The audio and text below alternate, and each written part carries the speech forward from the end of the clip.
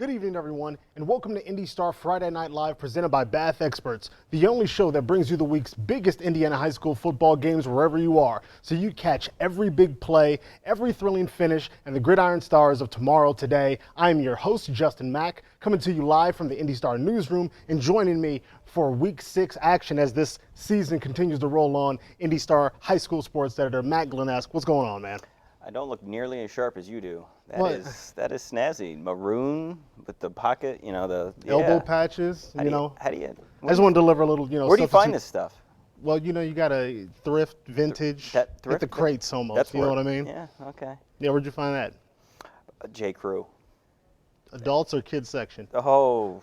I couldn't help it. Ladies and gentlemen, it's going to be a fun week because we've got a lot of games. I did go to Kids R Us at least until like the 7th grade. Is that too long to go to Kids R Us? That's not weird at all. Okay. There's no judgment. Okay. But as always, thanks to our network partners, we've got football from around the state coming right to your screen. And you know what? We got, 12 games on the docket? We've got 12 games. We'll have live look-ins. We'll have at least 8 others. We have instant highlights from across the state. So we got you covered. You don't want to go anywhere. Don't. There's nowhere else you'd rather be. So let's get to the board and see what games we're bringing you tonight on IndyStar Friday Night Live. Sure thing. We'll start with our the Mick Network Game of the Week. That's on IndyStar.com. So you can watch it in its entirety if you want, or you can just go in and out like we will here. Warren Central 1-3, Pike 3-2. So Pike is coming off a 41-0 win over Lawrence Central. They haven't beaten Warren Central since 2013, so this is a chance for the Red Devils. Warren Central's defense is still really, really good, so that should be a fun game to watch.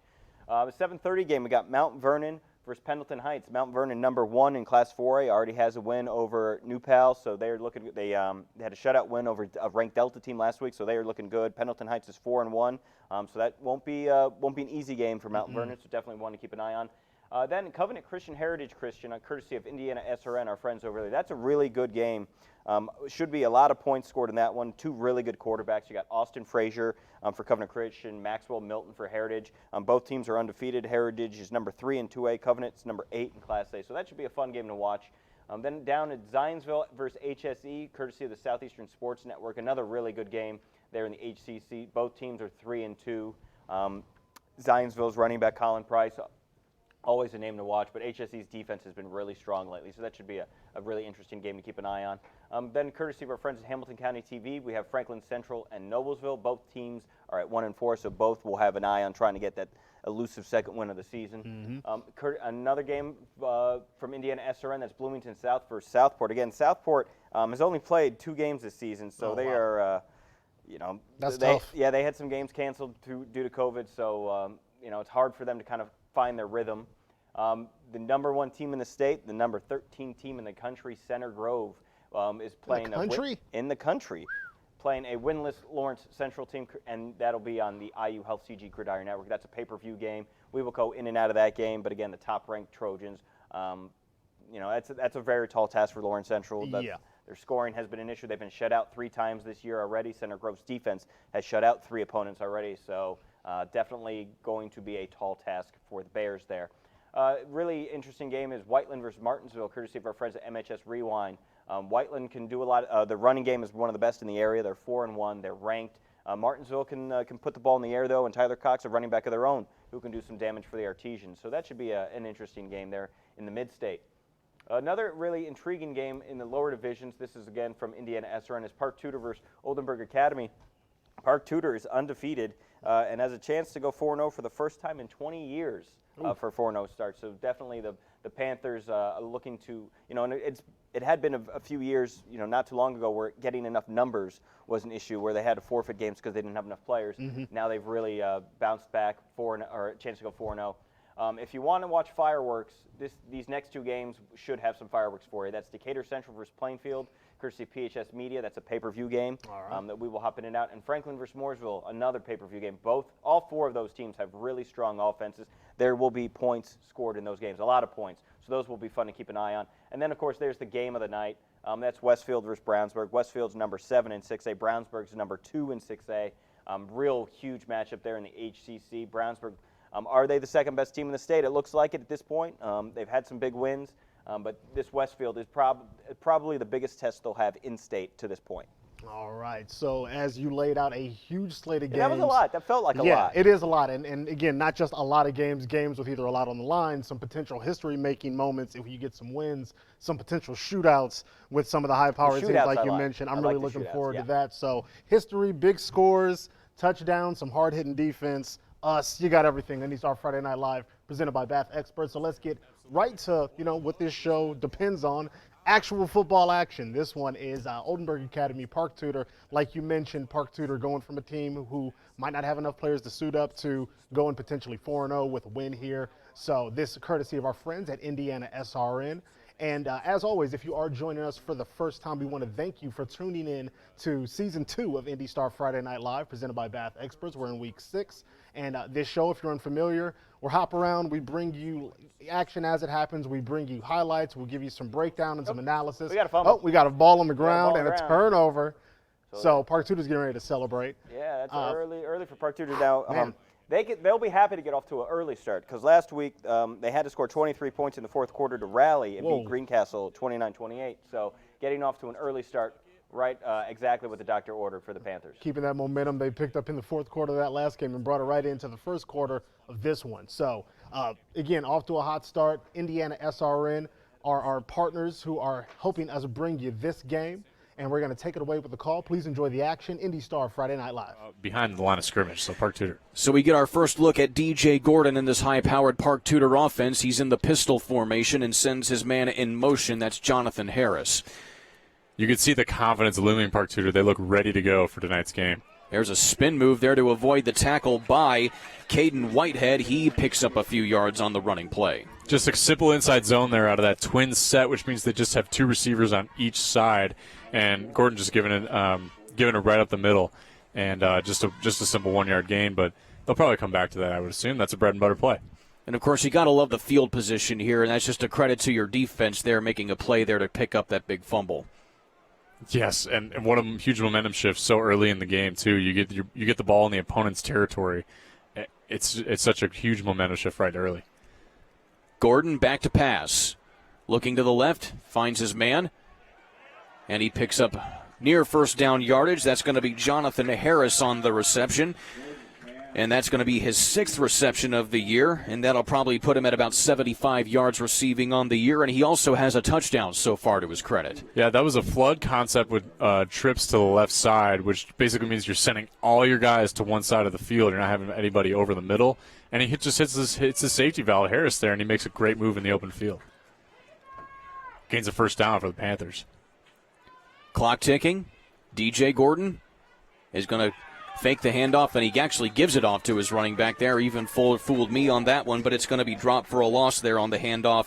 Looked like it was to Jonathan Harris. No, actually, that was Kaden Whitehead on the call. I think that was probably a planned handoff, and for a freshman, you just want to do whatever you're told by coach. So I think I think maybe by his senior year, I bet he keeps that one because he's seen that look a few times. Well, and we've also seen how athletic he can be, and he has all the potential in the world right now. He's at 183 yards, 25. All right, going to jump into this Warren Central Pike matchup as Warren Central is knocking on the door, and we're going to jump back and forth. If you're unfamiliar, we like to hop around a lot on Friday Night Live so you don't miss anything. So looking to the end zone just and like double this, coverage switch and between these two overthrows games, sometimes without warning. So keep up. Are you saying that one was without warning? No, not for us, just for the viewer. I know everything that's going on in here. What are you talking about? Let's go. So nothing catches me slipping. So we'll hop around so you'll catch all the highlights, all the touchdowns, all the referees figuring out what somebody did wrong. So stay locked, and let's take it away with the call. When you get inside the red zone, you take care of the ball, and that's some of the challenge that Warren Central has had this year. I understand some of it's youth, some of it that this unit hasn't played together, but you can't be that close and now put yourself in a situation that you're outside the red zone already. So back him up all the way to the 21-yard line as Powell rolls out of the gun again. Quick throw into the flat that is caught by Quinton Delgado, coming off his best game of the season. And he gains maybe a couple of yards down to the 19. Yeah, that 6'3" junior, he just lost footing right there, and that ball also was a little bit low right there. Love to see that ball thrown right at his face mask, let him catch it, turn, run, and get upfield and get some yards. This is the 11th play of the drive coming up. That started all the way back at the Warren Central 34. Look how much time is off the clock. Already over 4 minutes. Good first possession for this Warren Central offense. Powell with time to throw. A little more off target, but it looks like Howard comes back to make the grab. Yeah, that's a tough pull. All right, jumping back over to Park Tudor and Oldenburg Academy because they are getting real close. So again, we'll jump back and forth and keep you abreast of everything that's happening on IndyStar Friday Night Live. Are those lacrosse lines on the field there? It could be. There's a lot of circles, and You're asking someone who doesn't know what lacrosse lines look like, brother. So I don't know. I'm going to say yes. I'm getting nods from our crack team Oh, here at that's IndyStar Ryan Friday Night Gregory, Live. who is our lacrosse insider. All actually, right. have had him cover the lacrosse state finals, I think, for 2 of the past 3 years, and he really knows what he's talking We got about. experts in the house, and you're asking me? Yeah. What's wrong with All you? right, we're back over to this Warren Central game, and Pike's defense, and they're good. Extremely and tough, There's man. Kyron Montgomery right there, number 9 for Pike. You can see him. He looks like a Division I prospect, and he is. He's going to Missouri, number 9 in red. So he is. He's got a chance to be a difference maker along that defensive line. But again, Pike looks like the Warren Central is going to line up for a field goal here. All right. Ooh, okay, nice little body English there. Every Kickers are so unique. You know, it's so routine. Everything they do is got to be exactly the same, even if it means like chicken legging your leg there. Man, whatever works. It's up, and well, I'm guessing that worked because that was good. Yeah, so. it's working. Keep the routine up. And up, switch over, and we got a touchdown. I thought that guy was celebrating the field goal for a second, but no, it's just a different game. So field goal there for a Warren Central. Park Tudor get it in for 6. Hopefully we'll be able to show you how they got those 6 points. And if you are watching at home, be sure to share it, tell your friends. We are available pretty much anywhere that streams. So tell everyone IndyStar Friday Night Live. Let's take a look at this touchdown from Park Tudor. One man to beat, and he beat him. Good job there. Put his foot in the ground and turned upfield. Very nice. So 6 points there. And we're going over now Covenant Christian, Heritage Christian. They are also getting close, it looks like, but still no points on the board just yet. Some teams striking early, and it looks like they're going to be the next to do it. Yeah, you got Austin Frazier at quarterback there, number 7 for Covenant Christian. Gage Coffey, 23, the running back, has scored 7 touchdowns, I believe, already this season. That's not even the most in Covenant Christian's team when it comes to rushing. So they can score. There's Austin Frazier, wide open touchdown. So Covenant Christian strikes first in this game, but again, Heritage Christian has one of the better offenses in Indianapolis area, so they will put up points. Oh, okay, you want more? Here's Whiteland versus Martinsville. Whiteland knocking on the doorstep again. We've talked about that rushing attack. Chase Valentine, number 21 for Whiteland, one of the best in the area, and that just looks like the quarterback's just going to get pushed all the way into the end zone. So that's Kuntz with a touchdown run. Whiteland goes up quick, 6-0. All right, so a lot of action. We're going to jump over and give you another first look. Lawrence Central, Center Grove, and as you can see, Before we Center can even Grove. give you a first look, it's 14-0 Center Grove. Center Grove wasn't wasting time, man. Kind of what we expected in this game. No disrespect to Lawrence Central at all, but Center Grove, like we said, one of the top 15 teams in the country. And Carson Steele, number 30 right there, already has 2 rushing touchdowns on the day. It looks like he's on his way for number 3. He is 3 rushing touchdowns before the 7-minute mark in the first quarter. Have yourself a night, Carson Steele. Something tells me we might be seeing some JV players in the second half and a running clock. But Center Grove, I mean, there's 4 defenders he's running away from. And it's just. What do you do? Well, they're the best team in the state for a reason. Hey, another first look. Look at this. We are all over the place. I think we're up to like game 7 as far as what we brought you tonight. I need to get a drink of water here just to get my. Whew. But this one's Zionsville, HSC. Zionsville. This game has the potential to be more of a defensive battle, but should be, I say defensive battle. And look at this, a sack on the first play. It's really like I've studied for this. Oh, yeah. Yeah, almost.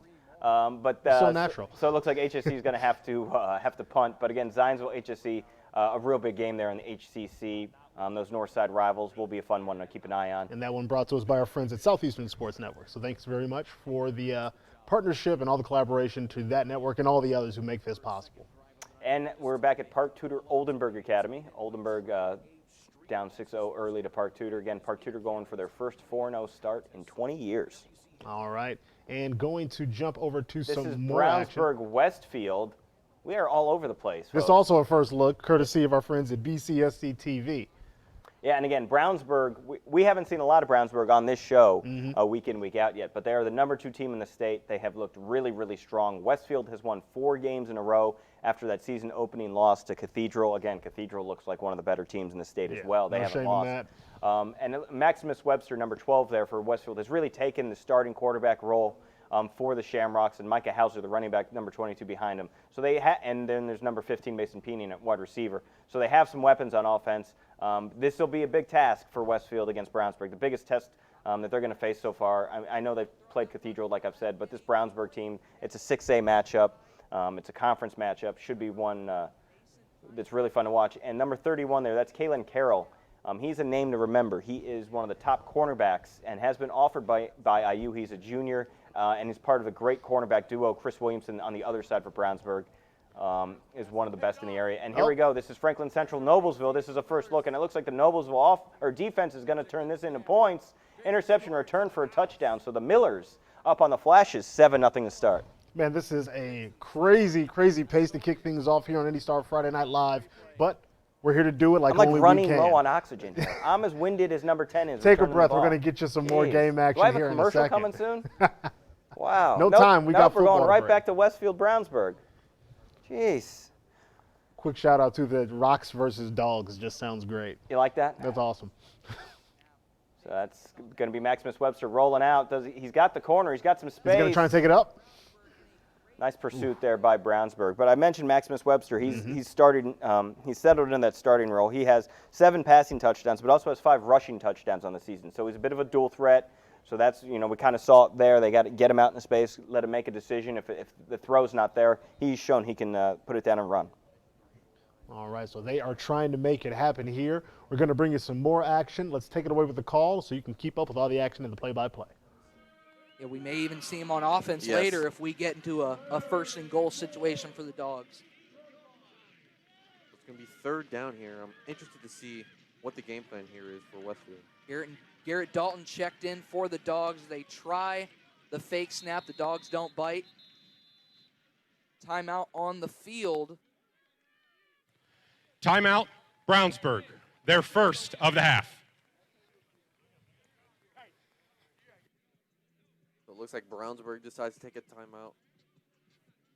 Doesn't like what they see here on that goal line set. They didn't really see what they liked on that goal line set, so they're going to take a timeout, trying to regroup, trying to see what they want to run here, see if Westfield comes out in the same formation. But Westfield also pushing the ball down the field. Nice here as there's 3:53 left to go in this first quarter.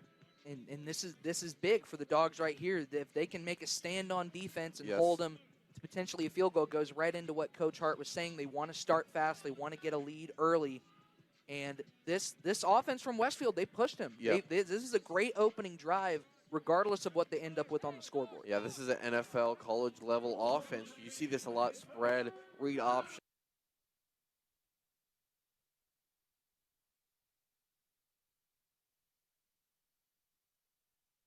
All right, so we're back in the studio. The action has been crazy, so we'll give you a minute to catch your breath, and we'll do the same. Please enjoy a quick word from our sponsors, Bath Experts.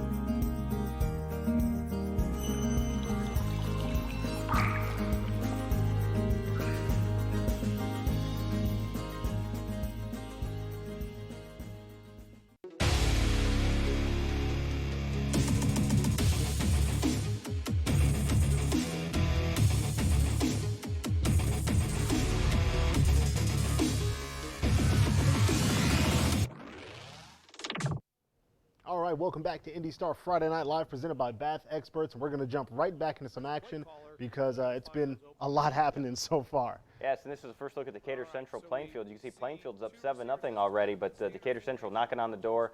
Again, they have a high-powered offense. Peyton Horsley is one of the better dual-threat quarterbacks in the area, and there he goes. He's going to score a touchdown. So All Peyton right. Horsley, that is his 6th rushing touchdown of the season. He leads the team in rushing, so Decatur Central on the board. All right, it seems like there's a tradition now. You talk up one of the players, and then on cue, they do something amazing. So I don't know what you got going on, but I'm sure the players appreciate it. It's called being okay at my job. You're better than okay. Oh, thanks for saying that. You're above average. All right, maybe. And don't let anyone tell you different. You want to do my review? Yeah. Yeah. That'd be great. And do mine. I'll do yours. You do my review. Hey. Friends taking care of Everyone's friends. getting a raise. And if you are joining us again, use the hashtag IndyStarFNL if you're watching. And if you haven't and you've got a friend who likes high school football, doesn't know that we're doing our thing right now, share them the link. Twitter, Instagram, Facebook, Twitch, we're everywhere. And we've got first look action here. First look action. We are just flying around. Like I said, I think we're going to get to all 12 of our games within the first half hour of the show. That's amazing. Though the Mount Vernon New Pal game hasn't started yet, so we won't get to that one until that one starts. But Franklin, Mooresville. Franklin up here 7-3. We've talked about Mooresville. They're number 2 in 4A. Mike Gillen, what can you say? Everywhere he goes, his offense has put up points. Franklin has 2 players down, so that's concerning if you're a Grizzly Cubs fan. So we're going to switch games. We're going to go back to Park Tudor Oldenburg. It's Park Tudor 13, Oldenburg 0. Another score update for you. Center Grove is up 28-0. So they just keep scoring and won't stop scoring. I'm sure they wish they would stop scoring on the other side of the ball. But it doesn't look like they're slowing down. So let's enjoy this Park Tudor again, that 13-0 advantage here. Let's take it away with the call. Well, that And defender the penalty. he was in no hurry. He was in a hurry to cross the line of scrimmage. He was in no hurry to get back. So that's going to be offside. To keep this drive going, and again, you take yards however you can get it, especially when you're down 13. Yeah, and especially when you're a run-heavy offense too, and the clock's going to get chewed a lot. You're going to want, if you're Oldenburg, you're going to want to just keep running it down. So Park.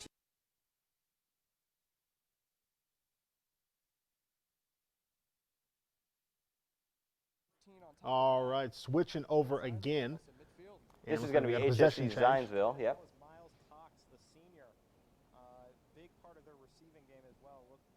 Turner Graves on the call for this one for us via the Southeastern Sports Network. The kids over there do a great job. And Nathan Gergen also on the call there. All right. Well, shouts out to them. Thank you very much for all the partnership this season and last season and hopefully next season. We're not even going to hear him talk, though. We'll get to Nathan and Turner later. That's okay. That's okay. There was a timeout in that game. So we're going to go with this Heritage Christian Covenant game. Heritage Christian driving into Covenant territory. Maxwell Milton, the quarterback for Heritage, has put up huge numbers. Both these quarterbacks have double-digit touchdowns and 1 interception each this year. So expect the ball to be flying in the air. Colton Brown, one of the better running backs, also in the air for Heritage Christian. Reed Garrick in motion right there, the receiver. So they have got weapons, Heritage Christian does. Covenant Christian does too. So this should be a really fun game to watch. Looking forward to it. Let's see how they use all those weapons. Let's take it away with the call.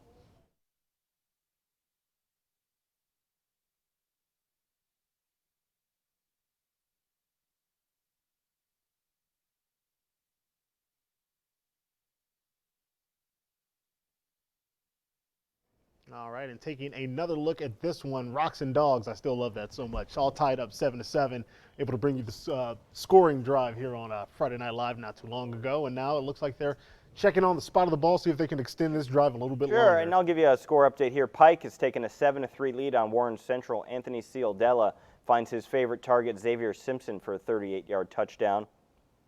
Henry Hessen has hit Wallace Stovall for a touchdown. Avon leads Fishers 14-7. Stovall, one of the top receivers in the area in receiving yards.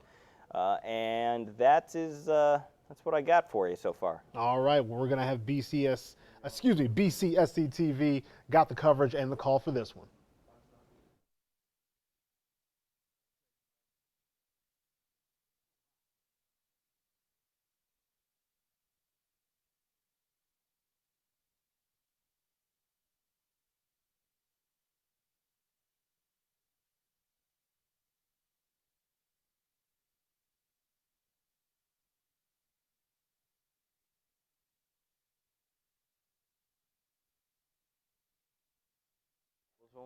All right, going back and over to Franklin Central Noblesville. This one's 6-0. The Flashes are driving. Yeah, the Flashes are driving. Can they tie it up here? Oh, ball. Oh, tip ball. Tip drill.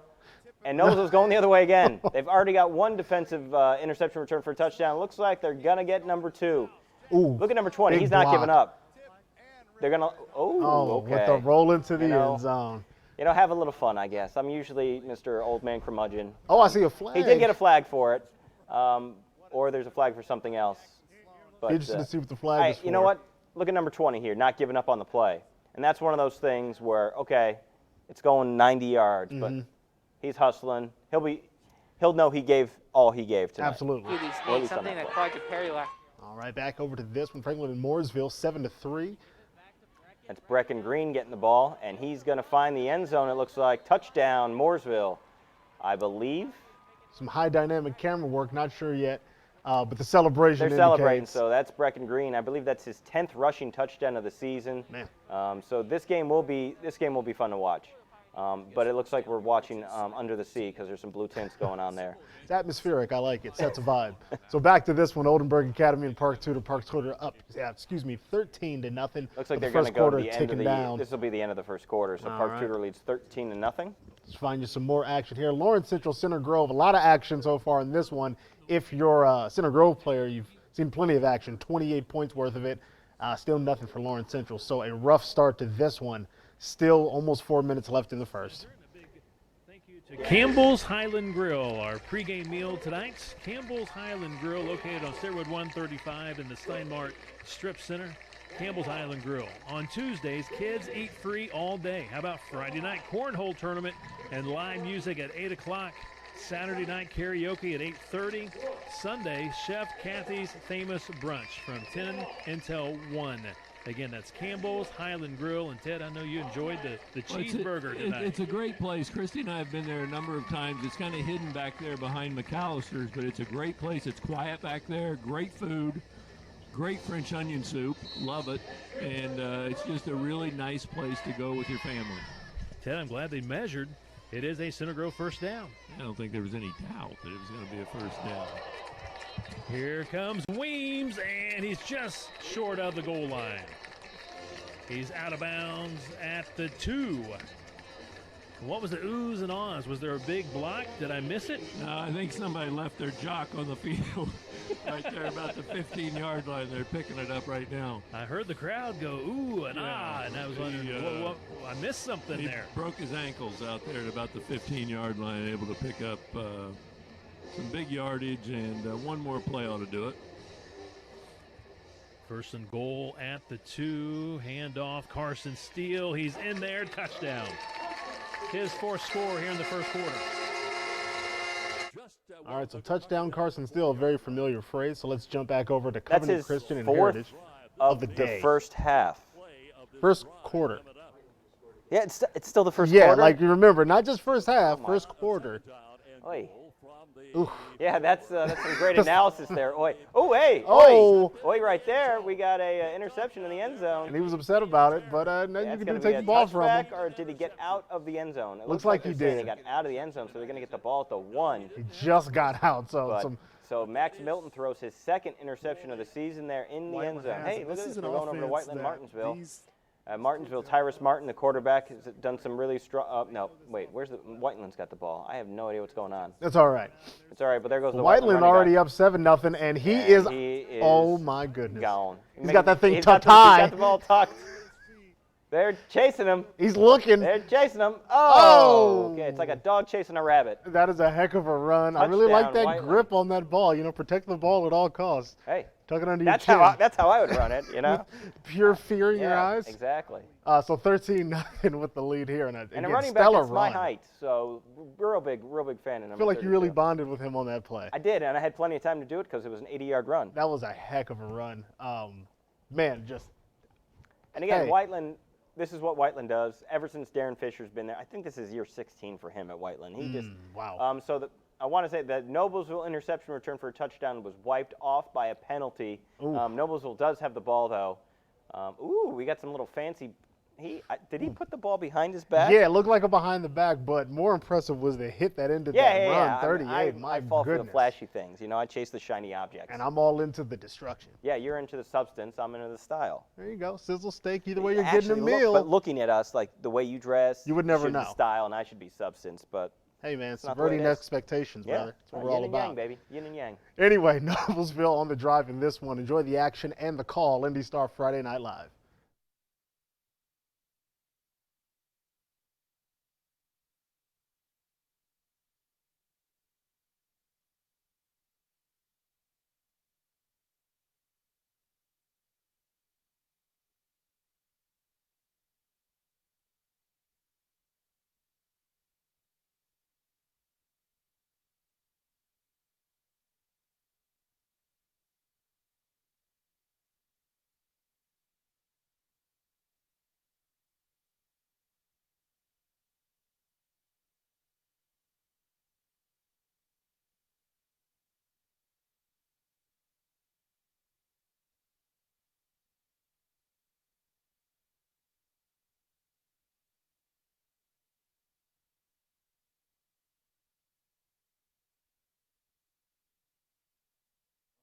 All right, just want to jump back in as Noblesville continued their drive. If you remember, we showed you what looked like a pick six the last time we checked in on this game. This one, we're being told, was a hold around the 30 that brought them back. So that is why they are continuing this drive now, trying to reclaim the points they thought they had before this first quarter winds down. But with 4th and 15 looking at them, I don't think that's going to happen. I think they're going to punt the ball, but we did see something I was going to say last week. So in the Mount Vernon Delta game. But this one did get past the line of scrimmage. That was a heck of a kick. Even with Kyle Nidenrip explaining that, I still don't believe it. So jumping over now, another first look. Don't say that Kyle explained it to you. I explained it to you correctly last You did, but Kyle confirmed it today. Time. And I feel better with Kyle confirming it because he's Kyle Nidenrip, man. But I was right. You were right. Credit to you. Thanks to Kyle for the confirmation to make sure that you're right. Speaking so Bloomington, Southport, first look in this one. Okay, but speaking of Kyle, Kyle is at the Brownsburg Westfield game and has just tweeted out an update that Maximus Webster hit Mason Peening 74 yards for a touchdown. So Brownsburg Westfield knotted up at 14. That's a heck of a game. So now you can talk about Bloomington Southport, or you can take it away with the call, one of your choice, dealer's choice. You know what? Let's take a look at this quarterback. Looking for it. I thought he had him wide open. Yeah, he does have him wide open. I'm talking, I didn't know there was that much defense still hanging around in the secondary. Gotcha. So anyway, Bloomington Southport, still nothing, but they are on the march. Indiana SRN, our partners for this one with the coverage and the call. Please enjoy. Shepard's going to look to his left, see the pump fake right there, get the defenders off their heels, and then make a good pass to Pyatt. Nice first down pass. Pickup of 10 yards on the play at the 29. First downs, Cardinals. Quick out goes to Carson Moore, and he's going to be dropped almost immediately. Coming up for the tackle.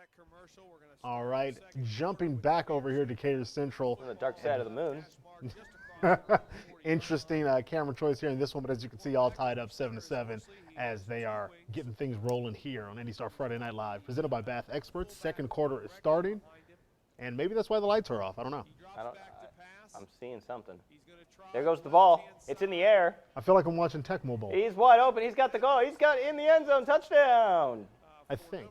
Hold on. Let's. Oh, got darker. Okay.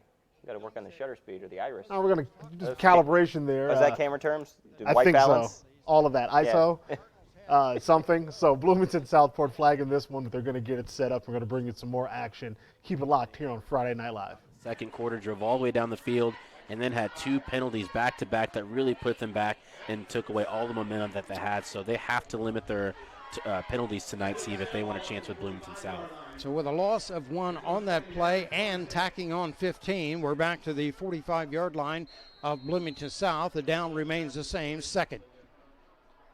Shepard waits, and he hands it off to Gage Nelson, gets a block off of one side. He's got inside the 35-yard line. They had him down, CJ, and he just bounced off. Well, the senior running back stands at 5'10", 185 for the Southport Cardinals team, and here's a replay of that. Just look at the strength in the legs from Mr. Nelson. Follows the right guard, off one tackle, off two, off three, lowers and spins, and then gets back a lot of those yards that they lost. So Gage Nelson, I expect to have a big game tonight. Southport might ride him all night. Murray Ross Harmon was the last guy to get him. It brings up a 3rd down and 14 with a spot at the 33-yard line of Bloomington South. opening series for the Cardinals. Here's Shepard rolling to his left, looking downfield, and he's got a receiver at the 26-yard line. That's Carson Moore, but it's going to be short of a first down. Good play design there by Coach Winters, getting Shepard moving to his left. He is a left-handed thrower, so not making sure he has to throw across his body. Get him to his left, moving outside the pocket. You didn't get the first down. You want to have a pass shorter, closer to that first down marker, but now you have yourself a 4th and manageable instead of a 4th and 26. 4th down and 7. The spot is at the 26-yard line. First big down now for Southport. Gage Nelson just to his right on the hip. Caden Davis left side on the catch. And he's at around the 23-yard line. He's going to be short of the first down, so Bloomington South will take over on downs. All right, so not enough for the first down in that one, but we've got some highlights on deck to bring you some more action that's been collected from around the state. Again, we've got our IndyStar Friday Night Live team that is at the games, socially distanced, doing their thing, capturing all the footage. They're tweeting out everything. They're sharing updates from the game. So we're happy to be able to bring you that, not just in our area, Central Indiana, but, again, across the state with our partners under the USA Today Network who are doing their thing and covering high school football as well. That is the Bloomington Herald-Times. That is the Muncie Star Press. That is the Evansville Courier and Press are helping us out with some highlights. So we definitely appreciate them making sure we've got most of the state covered. Yeah, we roll deep on Friday Night Live. So let's jump into the highlights because we've got plenty. And you're going to talk a lot, so let's roll. What else is new? This is what I do, baby. This is Javon Tracy, Decatur Central. I know that name. You do. This is Aiden Moyerso, the quarterback for Plainfield, rolling out. I mentioned Javon Tracy because there he is, breaking up the play. Nice job. Again, one of the better receivers in the area, playing both ways for the Hawks, though. Let's go to Indian Creek. This is Jordan Gorham. Oh, no, I don't talk on this field. Yes, the greatest field I don't talk about that ever graces our screen. So Jordan Gorham, Indian Creek with the interception. 7-0 Indian Creek at that point in the game. So, and again, the greatest field that I've ever had the pleasure of gazing at. If you're new to IndyStar Friday Night Live, if it's the red field, I do not do the highlights out of protest. For some reason, he has something against that beautiful bright red field out there. Awful. But don't worry, I'll handle all the highlights from that game. Happy to do it because that field is beautiful. So next game, what do we got? It's not. This is Monroe Central. This is Jackson Ullum to Luke Jones. Right there, going up and get it. Nice grab there. Looks like a beautiful night outside. I know, it is really, really nice out. Like, I love the fall. All right, anyway. This is Bailey Haston. Plainfield going to get a fumble recovery. Oop, ball. That's Javon Tracy. We've been talking a lot about him. He makes a nice play judging the ball, but he might cough it up right there. That's tough. Ball's loose. Plainfield jumps on it. Quakers ball. Again, this game should be really fun to watch. We will keep an eye on it all night long. Every time I do all night long, I get Lionel Richie stuck all night long. All night. All right, jumping right back into your turn. it. All right, this one, Connor Fruits, Indian Creek with a rushing touchdown. That's going to put him up 13-0 on that beautiful field. He just used the red and the hash marks to guide his way to the pay window. I love it. All right, let's go back to that Plainfield Decatur Central game. This is Jack Beebe. I like that name, Jack Beebe. Reminds me of Don Beebe. Yeah, I mean, everyone's going to say that. I'm sure he gets that all the time. We're going to get a snap here in 3, 2, 1. There it goes. And here he goes. He's going to bounce outside. Not the best tackling, but he finds his way to the end zone, touchdown. So it was 7-0 Plainfield at that point. We've seen Peyton Horsley tie that up on a rushing touchdown, so it's 7-7 in that game. And we might see that Peyton Horsley touchdown here momentarily, but not first. We're going back to Monroe Central, and this is Luke Jones. There he goes. Whoop, whoop. Nice. Ooh, Luke Jones making moves. Yeah, it's the juke button into the end zone for a touchdown. Nice. Look at the leaves are changing colors on the trees back there. All right, next up, don't worry, I got this one. Going back to Indian Creek, Connor Fruits again showing up twice in this highlights package. Another rushing touchdown to put him up 20. Now, what's interesting about Connor Fruits is Connor Fruits had transferred from Center Grove to Indian Creek because, I mean, with all the weapons and the running, you know, you got Daniel Williams, you got Carson Steele, who scored 4 touchdowns in the first half. Connor Fruits is saying, hey, I'm going to score 2 in the first half. Nothing wrong with that. And he gets to do it on that field. Jumping back in last one. We talked about Peyton Horsley scoring a rushing touchdown for Decatur Central. We saw it live. Here is another angle of it, dragging a defender into the end zone, reaching for it. So, again, Decatur Central, Plainfield 7-7. Should be a fun game to keep an eye on. And we will have live look-ins to that game the rest of the night. All right, so back to the action here on this one. Franklin Central and Noblesville continuing 6-0. This is the Flashes back in the red zone. He's got a guy. He floats it out there. Ooh. Nice play. Put a little bit too much air in the ball there. Let the defender close on him, but I mean, I don't expect these guys to make pro throws to the outside. So. Yeah, but that's dangerous because as Noblesville defenders have shown us already, they are eager to swarm to a ball and get an interception. So again, just throwing up another potential, target for a Noblesville defensive back or safety to go grab. I mean, he's already thrown 2 interceptions in the first half, so he flirted with number 3 right there. And it's dangerous. You got to be mindful of that. Tip balls in that situation can turn into disaster, especially when you're trying to tie a game up. Number 20, who we like this hustle to get all the way down to. All right, so we're going to get a 4th and 1. I don't know about that one. Oh, I thought he was short. You thought he was in? Thought he might have been in, but I'm not sure. But big, physical into looks that like it's run first there. And goal. Looks like it's 1st and goal. So they're moving quick. All right. And I'm rewarding number 20 here because he ran all the way down to try to tackle the guy in the interception return. Didn't get him. Ooh, ow. Oh, he runs hard. He does run hard. He got hit hard, but that's a touchdown for Franklin Central. So the Flashes tied up 6-6, have an extra point chance to take the lead. All right, so right back. This one, again, one of the many that are going back and forth, a lot of tight games, a lot of quick action here on Friday Night Live, presented by Bath Experts on Week 6, as we are rolling to some more action. It's Mount the first Vernon, look, yeah. Hamilton Heights. This is your number 1 team in Class 4A, Mount Vernon. They are 5-0. Again, we talk about Mike Kirshner almost every week, the job they have done with this Marauders team. But Pendleton Heights has the ball first here, and they are 4-1, so they are no slouch. Nice nice defensive play there. But again, in Mount Vernon, they have a lot of players that play both ways. Number 81, Ashton Gentry does a lot, or I think that's Ashton Gentry. I might have just made that up. But Keegan LaBelle, Ryland Cole, they have a lot of guys who play both ways. Really hard-nosed team. We've seen them have some good luck, but again, they've already beaten New Pal, so they look like the class of 4A. Absolutely. So this one brought to us by our friends at WHMB TV 40. Been partners for 2 seasons now. Want to thank them for all the support and for handling the action and the call with this one. Please enjoy IndyStar Friday Night Live. Up the middle they go. Kaden McClain, a fumble and a loose ball. And Mount Vernon recovers. Recovered by Jalen Thomason. Yeah, Jalen Thomason has caused the fumble this season. Now he picks up his recovered fumble. That's a big play for Thomason. We've called his name a lot already here in the early going of the first quarter. There's a look at Coach Kirshner. He can't be any happier right now. His team is 5-0 and picks up a big turnover when Pendleton was driving. So first down from the 20-yard line for the Marauders. Garrick Sluneker, the quarterback, looking.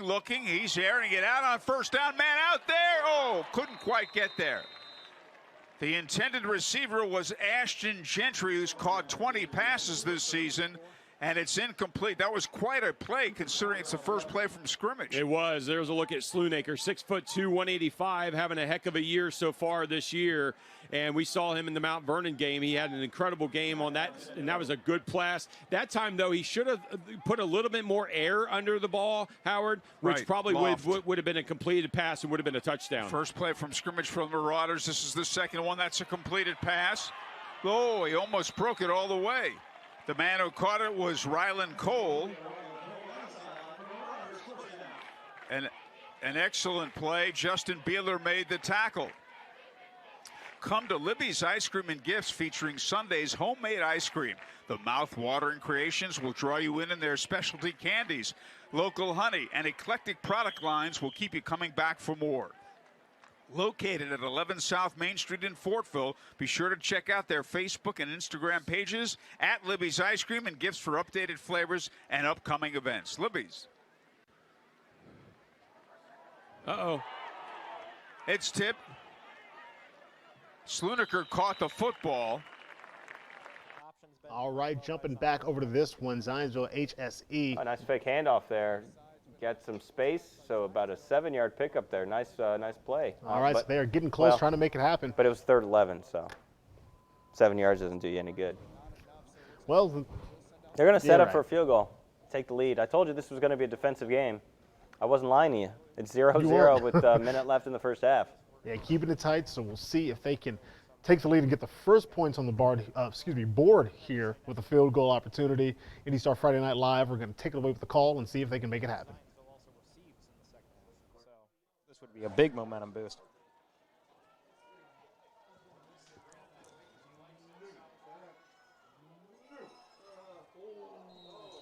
Kick is up and no good. Just wide right, so the score will remain 0-0. And that was Lodix there. All right, so not going to work there with the field goal opportunity. So back to Mount Vernon, Pendleton Heights. Still 0-0. Call provided by WHMB TV 40. Howard Kelman and Todd Mello with the call. Now timeout, Mount Vernon. Timeout. We'll pause for these words on the high school football game of the week on TV 40.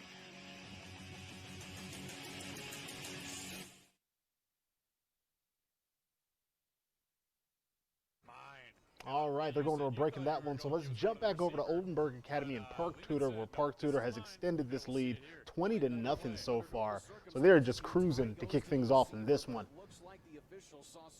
Oof, defender, knock it down. Oh. He tried to get the, did he get the interception? They're fighting for it. What do they, that's an interception. That's a touchback.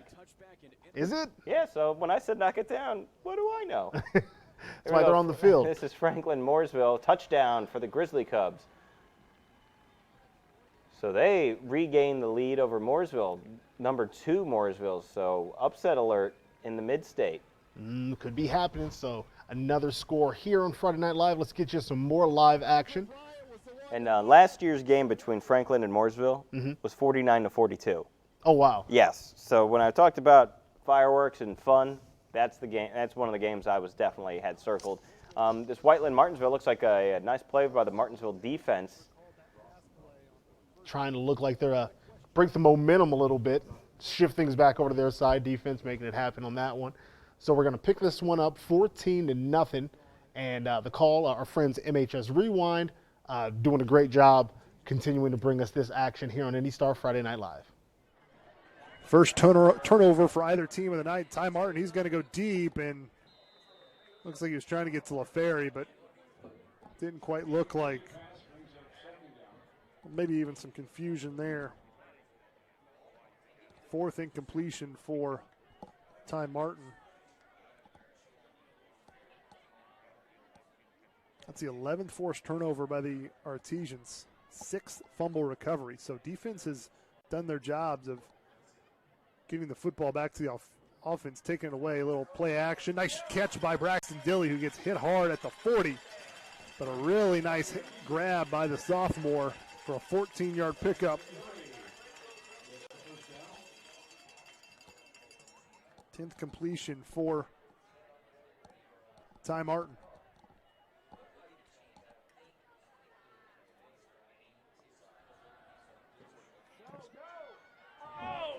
And there's going to be a flag, and as LaFerry gets out to near midfield, but this one may get called back.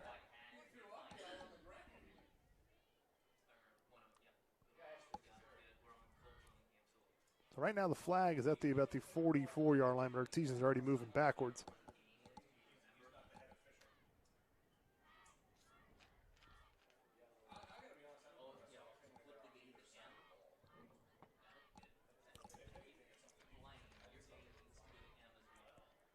And they're going to wave the flag off, no penalty. So it will be a completion for Ty Martin to LaFerry. All right, jumping back over to Covenant Christian and Heritage Christian. This one's still 7-0 in favor of Covenant Christian. We're going to pick up the action here. You want to know what game isn't 7-0? What game isn't 7-0? Well, hold on here. Hold up, big pass this across the middle. Ooh, this one thinking. I thought it wasn't going to be. That you were setting up I or thought something. I was setting up, but I wasn't. Nice play there. But the Center Grove Lawrence Central game is just finished the first quarter. Okay. And it's 49-0. Oh, what? All right. Yeah. Okay, so. All right. So yeah, it's 49-0 at the end of the first quarter. At the end of the first quarter. They have 3 more, right? Yes, I think that's how they play. I'm just double checking because that score doesn't coincide with my previous knowledge of football because that's absurd. So, CG doing what CG do. Let's enjoy the call in this one. See if Kyle wrote Insider this past week asking, can we just go ahead and hand the trophy to Center Grove? Oh, he's calling it for him like that. I mean, even though if you They're on write something paper, like that and a they're- couple days later this happens, it kind of makes you sound like the smartest guy in the room. Again, I don't want to belittle Lawrence Central, but they are a struggling team. They are winless. But again, Center Grove beat North Central last week 42 or 47 to nothing, and North Central was ranked number 3 in the state. Yeah. So it's not like they're just catching no. teams on a bad moment. They're So just this is and I don't know. Kyle said, "Is it Eric Moore's best Center Grove team?" It might be. Is it up there with? Well, you know, what, I'll stop talking. That's one a of the best touchdown. passes. Did he get it? Did he get his hands underneath it? He said and he the ref did. says, "Yep." I'm not certain because he didn't. The receiver didn't sell it as much as I would have. I was gonna say even Yeah. if he didn't, he sold it enough for me because he got up quick enough where I was like, "Oh yeah, good catch, young man." So well, we will see the replay, but it doesn't matter because there's no challenge. There's no red flag in there. So even if he didn't catch it, it's a touchdown. again, so a diving effort to haul in the catch and the 6 points for Covenant Christian. They're going to extend their lead in this one, see if they can add another with the extra point. But again, big pass and catch there for Covenant Christian to extend the lead in this one. Oh, and if you are joining us for the first time, always remind people, share the link with your friends. Tell them we're here, running our mouths and bringing you Indiana high school football from around the state. And all you got to do is, well, turn on your screen, log in, and there you go. That's it. No admission. So enjoy Indiana high school football from the safety of your couch, no money down, and you get to hang out with us. So jumping back over to Mount Vernon and Pendleton Heights, this one's still all tied up at 0-0. So looking to change that now. Mount Vernon has been a team we've enjoyed watching, and Pendleton Heights is hanging with them right now. They're on the attack, looking to get it just to midfield and then some. Big play. Run after the catch there. Into the red zone, Pendleton Heights. Taking it down to about the 18, so that is huge. So they're not afraid of the reputation that might precede Mount Vernon. They are doing their thing all the same. So WHMB TV 40 with the coverage and the call in this one. Touchdown. Incredible catch by Tyler McKinney. Then he goes down the sideline, but Thomason doesn't give up. Watch him get the ankle. Otherwise, he's in for 6, Howard. Incredible effort by Thomason, a good pass by Candiano, and a more athletic play by Tyler McKinley. Oh, that was a great play. There's Candiano. Now the football at the 18-yard line. Clock running, 3:20 left, first quarter.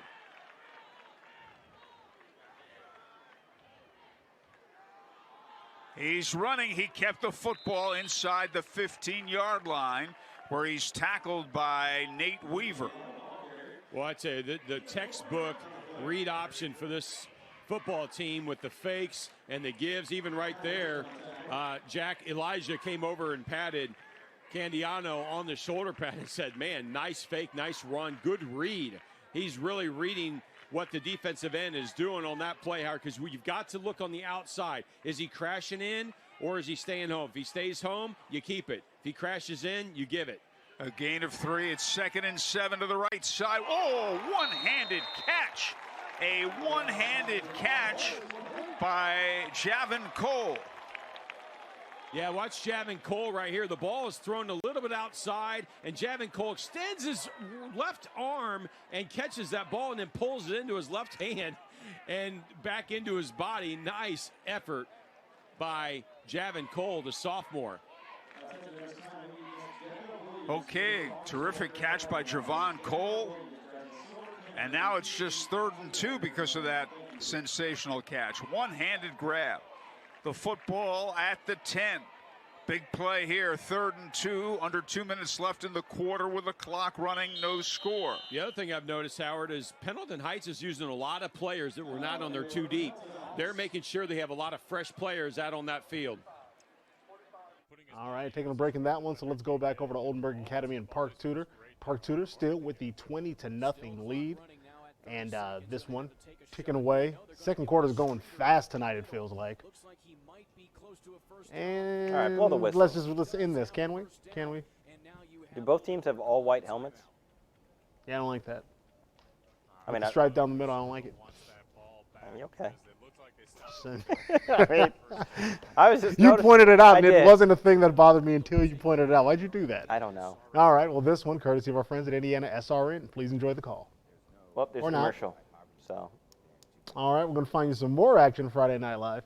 And the action is highlights here in the studio. Sure, let me move Justin, my Matt, Gleness, get your pop out of the screen. Pop? Pop. No. Did you say soda? Yeah, I said soda. No, that's pop something. No. Well, I didn't say Coke. I'm from, I was raised in Georgia. Everything's Coke, even if it's Sprite. Even if it's Sprite? That's the weirdest thing. Yeah, everything's Coke. I don't like that either. All white helmets for both teams. And Coke owns and the city. Sprite being called Coke. It's That's Coke. Give me a ridiculous. Coke. It's pop. Let's do some highlights. It's not pop. But here we go. This is a guy who brings some pop when he carries the ball. This is Brecken Green from Mooresville. He lowers the boom here, and he'll get in the end zone. Right there, Brecken Green. I am the king of puns. Segway Jones. I like I knew you were going to go Jones. Everything with you is Jones. You got to keep up with him. Ooh. All right, we're going back to Decatur Central. Decatur Central Plainfield. Peyton Horsley dropping back, going deep. He's got a man wide open. Is he going to get in the end zone? He is. Absolutely. Touchdown. Decatur Great Central gets pass. Plainfield. So that was Peyton to Peyton, I'm told. That's Peyton Broadwater with the touchdown. That's a cool last name. Yeah, it is. Broadwater. Yeah. Okay. I like it. Sure. Here's Tell City. Yes, all the way down to Tell City. This is Keaton Lloyd. Coverage from I'll everywhere. tell you, I'm going to score. Nope, Oh, I'm man. not. It's down to the 32. That But is it was a nice heck of a run, though, It was nice. man. I'll tell you, he won't score. Long run and a physical into it. You know what? We're going to go to this. I don't know what this is. Where are we This at? is Mount Vernon with a big hit from Ryan Cole. Another defensive highlight, which I love to see. Pull it together, man. I'm getting confused. I got too many Tell City plays. This is Keaton Lloyd scoring for Tell City. Here you go. Wait. Yeah, no. There you goes. go. Hey. It looks the If same I because it tell looks you, like they it's just gonna- ran it again. I don't even know if he scored. Nah, he's in. They said he's in, but he fumbled the ball. There's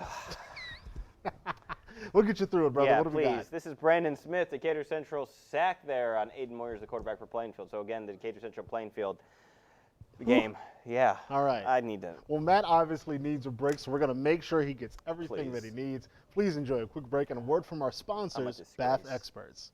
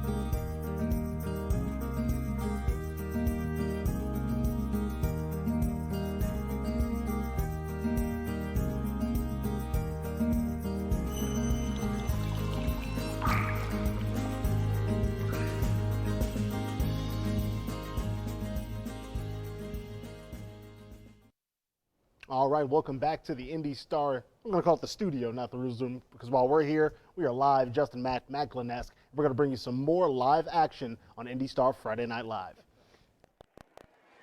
Will, do you do windows? I'm sure one of these sanitizers would take the fogginess off the window.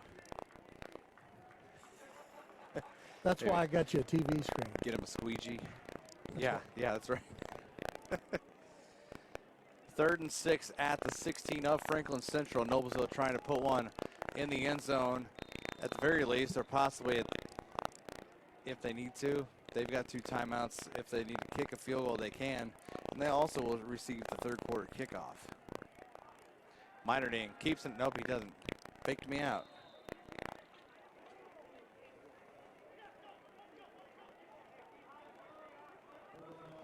Montarzi picked up 2. Those are going to have to go fast. There, guys. 4th and 4 from the 14.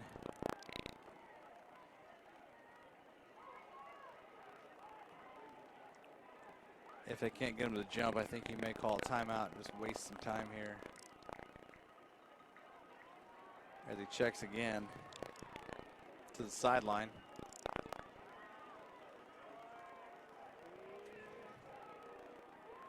And they call a timeout with 12.9 seconds left.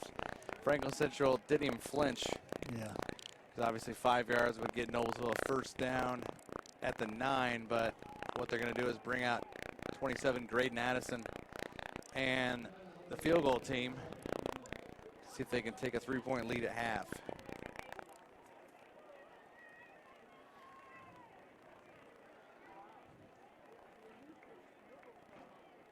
All right, taking a break in that one, so let's jump back over to Mount Vernon and Pendleton Heights. Touchdown. And behind that, you can see some celebrating. Farmers B, we can't see, but that's a touchdown for Pendleton Heights. Hey-oh, that's the old Eli Pankold route. Yeah, Eli is at Duke playing football right now, and he was one of those big-bodied receivers where you just throw it to the shoulder and he would turn around and catch it. So it looks like they've still got that play in the playbook for Pendleton Heights. And it's still effective, so they're going to be the first to strike in this one. Again, it's already had quite a bit happening since kickoff, but the first ones to get on the board, it's going right. Ooh, very nice. And dating back to last season, Mount Vernon has won 13 of its past 14 games. Pretty Only good. loss was in semi-state. They're down early here, but again, we've seen a lot from this Mount Vernon. Did I miss the kick? No, it's up and good. So it's 7-0. But we've seen Mount Vernon. They got a lot of weapons on offense. And then here we are, another look at Brownsburg Westfield. This is the game of the week. This is where Kyle Network is. We'll have full coverage of this game on IndyStar.com later tonight. But we will, we're in it. We're going to watch it with you. We're having some audio difficulties with our partners down in Brownsburg. So we're going to talk you through this. If you guys have, nice stiff arm. Ooh. So if you guys haven't had enough of Justin and I talking, And how guess could you? what? You're going to get more of it. All So right. again, we've talked about Maximus Webster at quarterback there. He's already got one big play to Mason Peeney in the 15. There goes Webster again. Nice, finds his receiver in the slot. So we're at the 15-yard line with time winding down in the first half. Can Westfield tie this game up? Well, Justin, that was a question. You're asking yes, me can if Westfield tie this game up? I fully believe that they can. What we've seen so far, and like you said, you mentioned this as a potential game of the year candidate. Game of the week. Game of the week. Let's not get ahead of ourselves. Well, I'm going by notes that you hooked me up. Did I write game? Oh, I did. I did Yeah, write game of big the year. game Oh, energy, but even if not, game of the week. So game again, of the year in this conference. You are correct. That was in my notes. That was actually copy and pasted out of what Kyle and wrote. if you're asking me if I can believe they can tie this up, I mean, the drive they're putting together now is indication of that, and anyone who's followed this team so far. Well, and if anyone was wondering how good Brownsburg is, Westfield's defense hasn't allowed more than 16 points since week 1. So they've already within the first half. And the first time, like you said, that they've had a team that's actually going to give their defense this kind of a test. Yeah, I'll I mean, say. they've I won't got- say a struggle because they are still, it's not like some other games that are already approaching 50 burger mark. But 50 burger mark. Rob Peters shout out. Rob Peters cheered in the background. But you talked about, hold on, let's watch this play here, down to the 4-yard line. So we talked about this Brownsburg team. There's Division I talent all over it, and especially on offense when you got Ben Easters, the quarterback, is a Kansas recruit. You got Preston Terrell, the running back, is a wide receiver. The wide receiver is a Purdue commit. Go Boilers. You got Joshua Sales, the offensive tackle. He's an IU commit. All right. We've already talked about the defense with Chris Williamson and Kalen Carroll in the secondary. So there's a lot of talent on that team, and they might be the biggest threat to Center Grove in 6A. And that is a matchup I would love to see. Well, you might see it in the playoffs. There's So they Micah are now- Hauser ooh. getting close down to the 2-yard line for Westfield, so they are knocking on the door here. And again, Hauser is one of the better short yardage running backs in the area. He is hard-nosed, and we've already shown you Maximus Webster this game, this week, can score on the ground as well. So we'll see what they dial up here. Well, they're dialing up a timeout. All right, so some good action there and great variety just in that drive alone to kind of see all the different things that team can do on the offensive side of the ball. We've seen the run and attack, how they spread it out with the pass. So, again, that's going to be a good one, and one will be back at plenty on IndyStar Friday Night Live. Let's enjoy the call in this one, Mount Well, Vernon. it looks like Pendleton Heights has the ball right back. Mm-hmm. So they had just scored, have the ball back. I don't know if it was an onside kick or a turnover. Anyone know? Turnover, I'm being told. Turnover, I'm being told by a nameless person who hasn't earned the right to be name dropped yet tonight. All right, so thank you, Nameless Wanderer, who gave us that bit of information. We'll shout you out once you've earned the right. Mount Vernon, Pendleton Heights, enjoy the action and the call. Jack Robinson was right on top of him, number 7. Well, Jack Robinson picks up his second sack of the season. But I want you to watch Candiano here. Makes a good decision. It's a blitz. They don't pick it up. He steps up, and you know what? He takes the sack, Howard. He was trying to escape it, but he was okay with the sack. And you know what? It stinks to sack, and it stinks to be at 3rd and 17. But at the end of the day, you don't want to force a play. You don't want to force an interception. It was a very smart decision for that young man to take the sack. And a good look on the Pizza Hut replay. So now they're faced with a 3rd and 17 after a loss of 2 and a loss of 5. Watch a draw play or some sort of Hold everything, whistles down. Ice cream. You scream. We all scream for ice cream. All right, got a flag on that one, so let's get back over I'm to the guessing Rocks a and QB Dogs. sneak. That's my guess, QB sneak. I'm a genius. But did he get in? Yeah, he got in. Hold on a second. Only one not putting the hands up is the Wait. ref. All the players saying it doesn't make it true. Right? He clearly got in the end zone, right? I don't know if there's anything clear about that. Oh, there it yeah, okay. I was about to say. You're a little worried there. Yeah. You would have been wrong. And I know, but I like to be right, so. You do. So that one, 20-21. We'll All right, you want give me to call the my update. shot again here? You want me to call my shot? Yeah, let's see if you can make this happen. What's going to happen? How's it going to end up? 3rd and 22, mind you. They're not going to get the first down. QB might have other plans on that. Look at that, 2 for 2. I wanted so badly for him to make you wrong. I know you did. Unfortunately, we can't all have it our way. No reception, and Matt's still right. All right, here we go. This Austin Frazier going deep for Covenant. He's got a Big man. pass. There's some PI there. You got to throw the flag. There's PI there. You got Absolutely. there early. I love the surprise always by the defender. Yeah, you tackled him before the ball was there. And so. didn't turn around at all to even see where the ball was. Exactly. So that's going to be a flag all the time. So Covenant Christian, Heritage Christian, 14-7, advantage Covenant Christian, and once again moving. So we're going to pick it up with a call and the action, courtesy of our friends at Indiana SRA. And this is Jerry Baker and Keith Myers on the call. So Jerry Baker going to be a familiar voice to a bunch of people in Indiana. Oh. Now we're assuming that's a defensive pass interference, although I'm relatively certain that it is. So they will mark the ball down now to the 27-yard line. So they've got some room to play with here. With 1 minute to play. You can run and a 2 lot of timeouts. plays in 1:09. Boy, I'm telling you right now. Setting up in that shotgun, they got trip receivers to the top of your screen to the left side. Throwing, they got 3 of them. They got a receiver upfield. Incomplete. Good coverage that time by Wade Wallen. And that was pretty darn close to being caught at the very back of the end zone. Line them up and run it again. You got 1:03. This is the pass. I think he has it about right, and it's just nice defense. This is a nice throw, by the way. I'll tell you what, Frazier has thrown a couple of balls tonight that I'm very impressed with on the long throw. As a matter of fact, he's been on the money for the most part. Haven't always caught it, but nonetheless, with 1:03 to go with the second down and 10. Here we go. Again, same setup. Trips to the left side. This time we'll hand it off to Coffey coming up the middle. He'll get down to the 20. They've got some timeouts left if they decide to use them. They have to. And they will spot the ball right about there. They're going to put back at the 21-yard line. And the clock winds at 48. What I like here is no one's panicking. You notice they're all poised. You can run an awful lot of offensive plays in 40 seconds of this game. He's going to throw it again. Got a receiver this time and overthrew him. That's one of the bad throws he's had tonight. He had a receiver up there in Adrian Terry and just flat overthrew him. Now we're at a 4th down. You have to go for it here. Well, yeah, you're too close to punt it because you're going to knock it into the end zone probably. They'll bring it out to the 20, so you gain very little, so you're probably going to go for it again. Oh, this is going to be a field goal attempt. Well, let's see. They have not attempted a field goal all year. It will be Jackson Brew who will try it. The ball will be spotted at the 28. That's a 38-yard field goal. Let's see, will they fake this? Timeout, Heritage Christian. Heritage Christian's not so sure. All right, we'll get back to that as they try to ice the kicker. We'll keep you posted on what's going on there. But Mount Vernon, Pendleton Heights. Pendleton Heights is hanging in, and they're giving Mount Vernon everything they can handle. So Pendleton Heights lost last week, their first loss of the season to New Pal, 13-3. So it was a close game, first loss of the season. But Mount Vernon has been, really, really strong all year. So this is a bit of a surprise. Again, this wasn't going to be a gimme for Mount Vernon, but they're really being tested. So this we'll see. We'll learn a lot about the Marauders tonight. Yeah, see how they do when they kind of battle back and climb up a little bit. So we'll see what happens. It's been a good one so far on IndyStar Friday Night Live.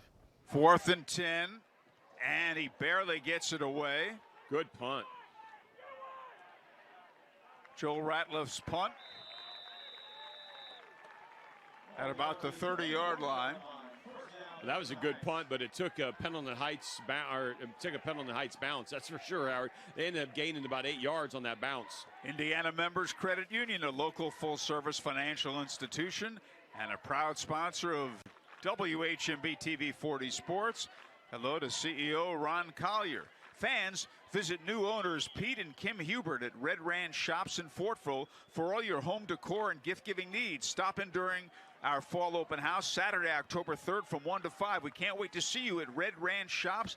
And Pete Hubert, the great athletic director at Southport High School for so long, a great friend of ours, and we wish him best of luck in this new venture, he and his wife Kim. McLean, the ball carrier. And it'll bring up second down, a gain of 4. It's 2nd and 6. And that's what Pendleton Heights just wants to do. You know, they've got a lead here, 7-0. Obviously, you want to continue to add on to that lead, but there's no panic here. All right, jumping back over to some more action. As you can They got see, a big play they are for on the Zionsville. run. Out of bounds at the 3 or 4. 3-ish. They called that a touchdown. So he got did in. run out of bounds. He got in. So the first points of the game, the first drive of the second half. So Zionsville takes a 7-0 lead. That's how you break the stalemate in 6-0 grand fashion. lead. Let's see if they get the extra point. It is up. I can never tell. It's good. Continue to add on to All that right, lead, so but big there's no play panic there. here. Zionsville doing their thing. Let's jump back over to Mount Vernon, Pendleton Heights. I'll give you some scores real quick. Halftime, Decatur Central leads Plainfield 21-10.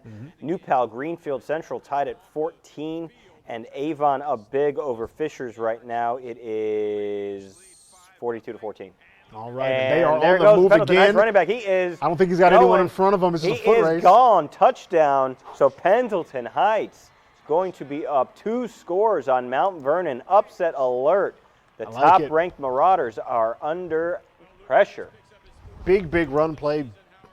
Pendleton Heights showing that, yeah, we can do that too. More like Pendleton Hype, I'll tell you that right now. Hi-yo.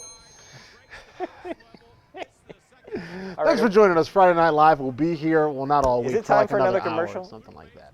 I think it might be. Okay. So, again, we brought you a lot of action already. Lots of live action, live touchdowns, highlights from around the state. So we're going to take a quick break with a word from our sponsors, Bath Experts.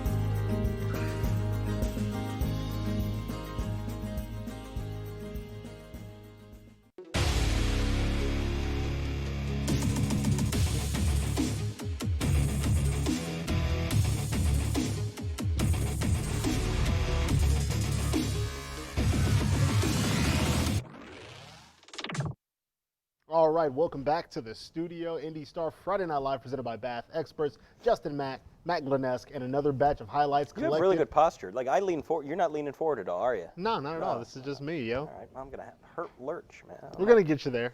We're going to get you there. I need a higher chair. Well, first we're going to get you some highlights, and then we'll get you, booster seat or something. Please. So, what do we I wanna got? sit on a phone book. Do they still have phone books? This is What's Josiah Ullum from Monroe Central. Finds the corner. Nice move there.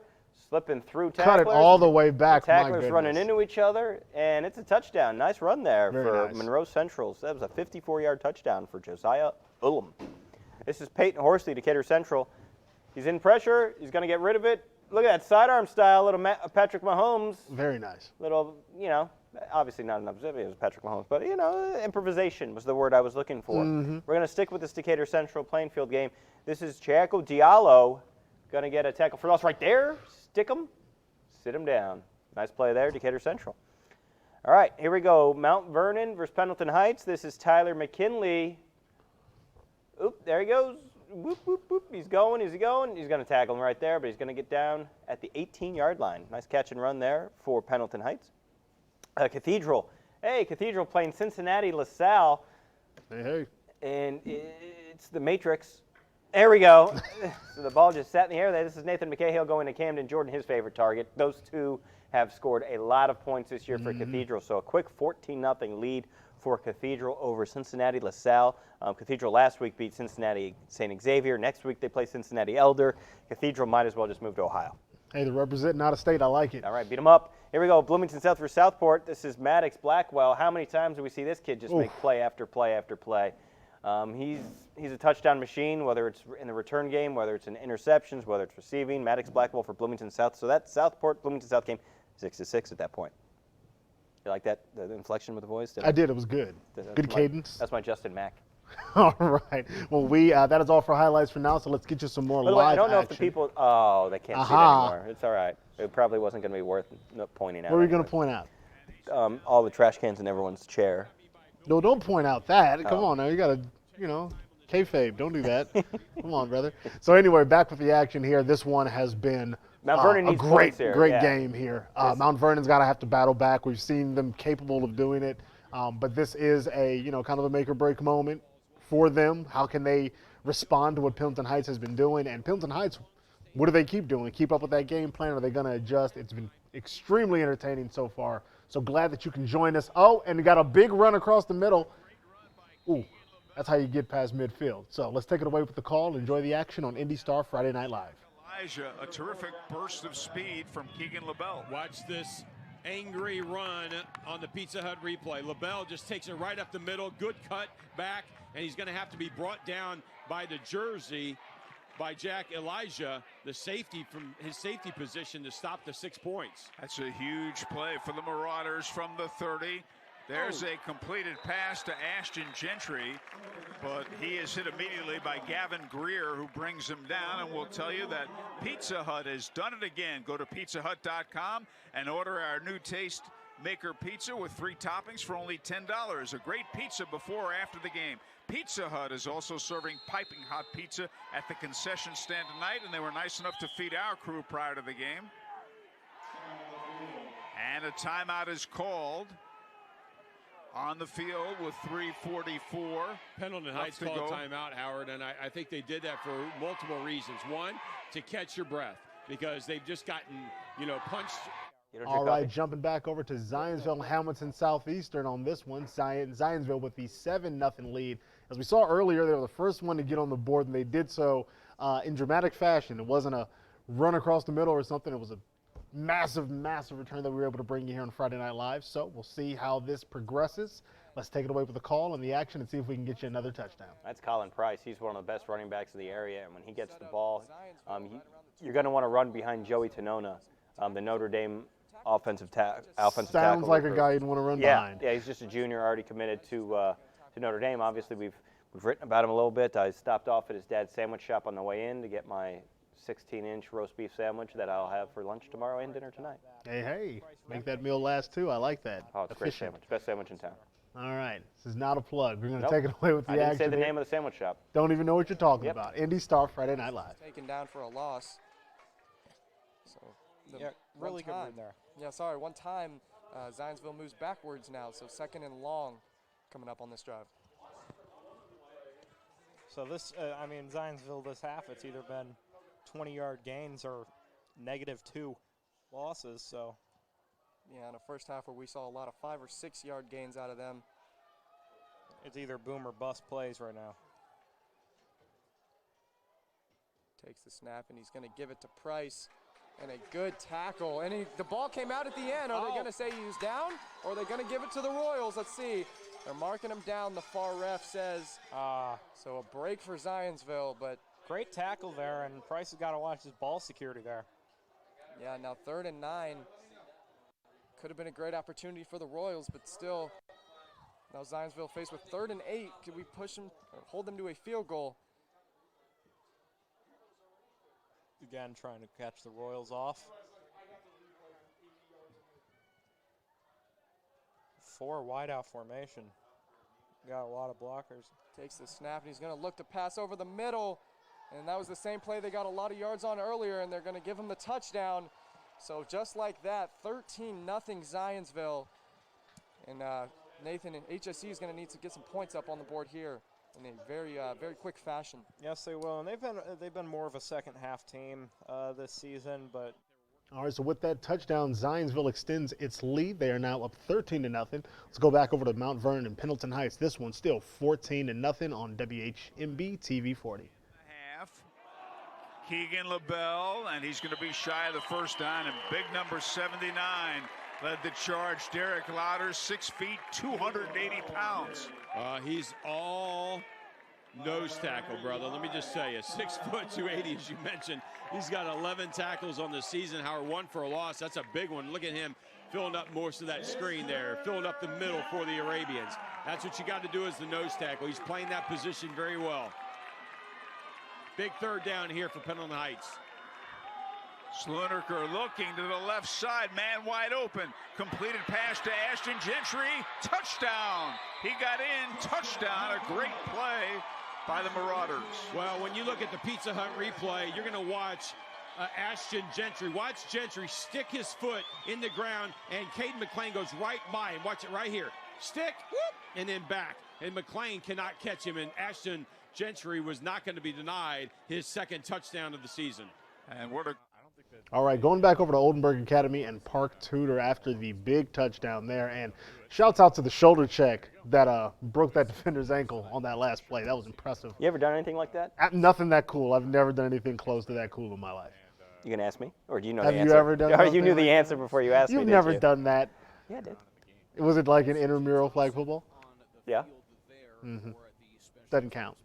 Probably not. They're trying to not hit you. Yeah. That's the whole point. Anyway, Oldenburg Academy, I Park think Tudor. I would have been good at football because, like, the not getting hit is what I've done, like, my whole life.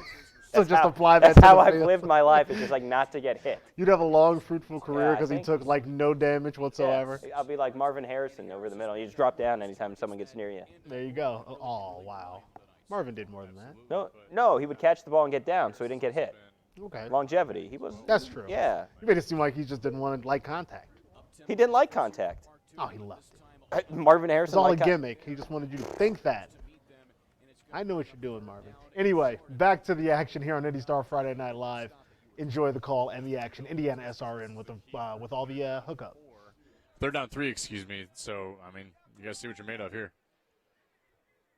So Gordon again in the pistol formation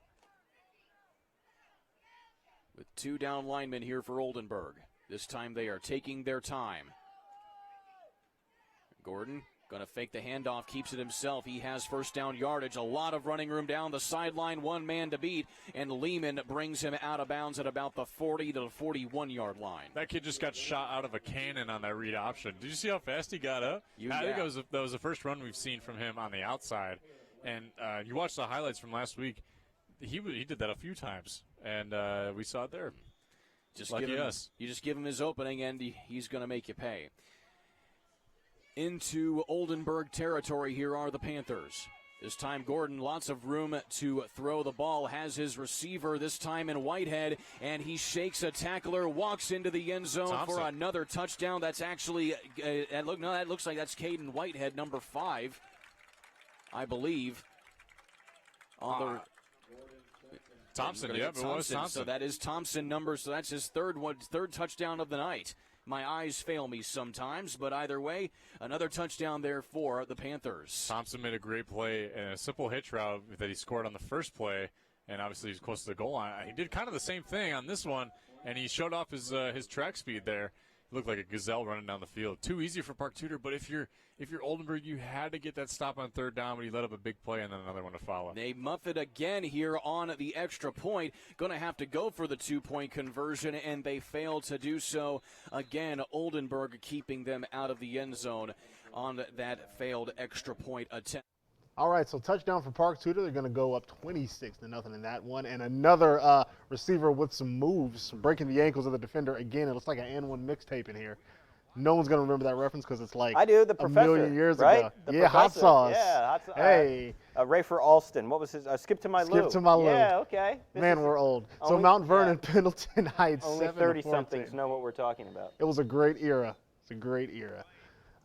Man, great action here on IndyStar Friday Night Live. We're going to bring you some more. Again, Pendleton Heights with the lead in this one. We're going to jump back over and also keep an eye on this one. Whiteland and Martinsville, they're enjoying a 17-0 lead. We'll jump back and forth as these two games progress. That guy's running fast. Oh, boy. He is running fast. You know, we might not need to jump back and forth. And 20-10. Man, he's got the turbo button smashed. You're going to run out of that pretty soon. Touchdown, Whiteland. He found the sideline, and he was gone. All right, so back to Mount Vernon and Pendleton Heights. With that one with the 6, we'll be able to hang out here a little bit longer. So enjoy the action and the call. Big run here for Pendleton Heights. Lowers the boom midfield, so trying to answer that Mount Vernon touchdown right before half, see what Pendleton Heights can do. Less than a minute to go, so we'll see some hurry-up offense here from the Arabians. On the other side of the 50-yard line, and now you get an opportunity to run all kinds of plays, and you still have 55 seconds and counting going, but they need to hurry up here. A lot of timeouts were called early in the game, and that is Luke Bays again. Let's see if they call a timeout now. Penalty marker down. That's a big one. That's another great thing about this game, Todd. We've had so few penalties. We have. It really has, and it's gone quick. I mean, this has been a well-played game. Very few mistakes, a couple turnovers, 1 interception, 1 fumble by each team. But yeah, you're right, Howard. I don't think there's been a whole lot of flags, maybe 2 or 3 at the most. And that's a hold. That's a major penalty. Yeah, that's a big penalty for Pendleton Heights, especially when you're driving, getting a little bit of momentum, trying to get maybe an opportunity to kick a field goal or potentially get it where you can go for 6 right before half, especially with a 6'2" wide receiver and Tyler McKinley.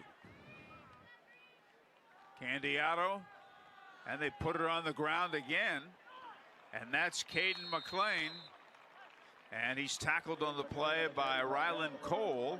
And I guess, as you said earlier, now they had much better field position, but they're content to let the clock run out. Yeah, they really are, and their offense has been explosive all night, so I'm a little surprised by this. I really am. I am, too. I agree with you.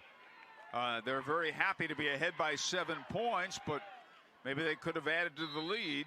Braden Gustin, the ball carrier, and he's tackled on the play by Cole Herman, and that's going to end the first half.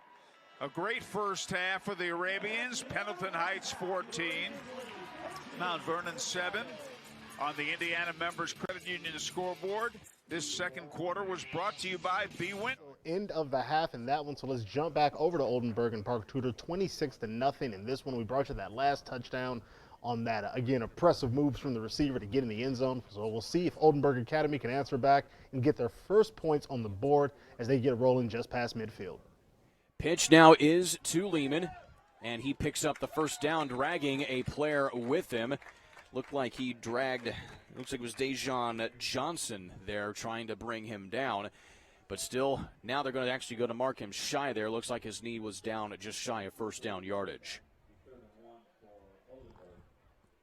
Yeah, I think what Oldenburg has to do here is just know what you're good at. I'm going to sound like a broken record, but, I mean, when you have an offense that's not so much dink and dunk, it's more, hey, we're going to run the ball as much as we can effectively, out of this wing tee. You have to have positive plays on every play. They pitch it to Osterling, but they're going to blow the play dead. It looks like Oldenburg jumped before the ball in the deep. All right, jumping back over to Decatur Central. Haven't seen too much of this game. There's been so much action to keep track of. Why haven't we seen so much of this game? Because there's so much action. That's the thing. I think it's someone's fault. Oh, we got some internal situations here on IndyStar Friday Night Live. If you want all the drama, you got to follow us on Twitter for all the good stuff. As Matt bickers with some folks. It's fun. Do we have like a roving camera that's when we're not on? We got to start getting you guys some BTS, not the group. That's some Juan behind Nieto the scenes. III scoring his first touchdown of the night. He had a huge night last week, and he has gone over 100 yards each of the last 2 weeks.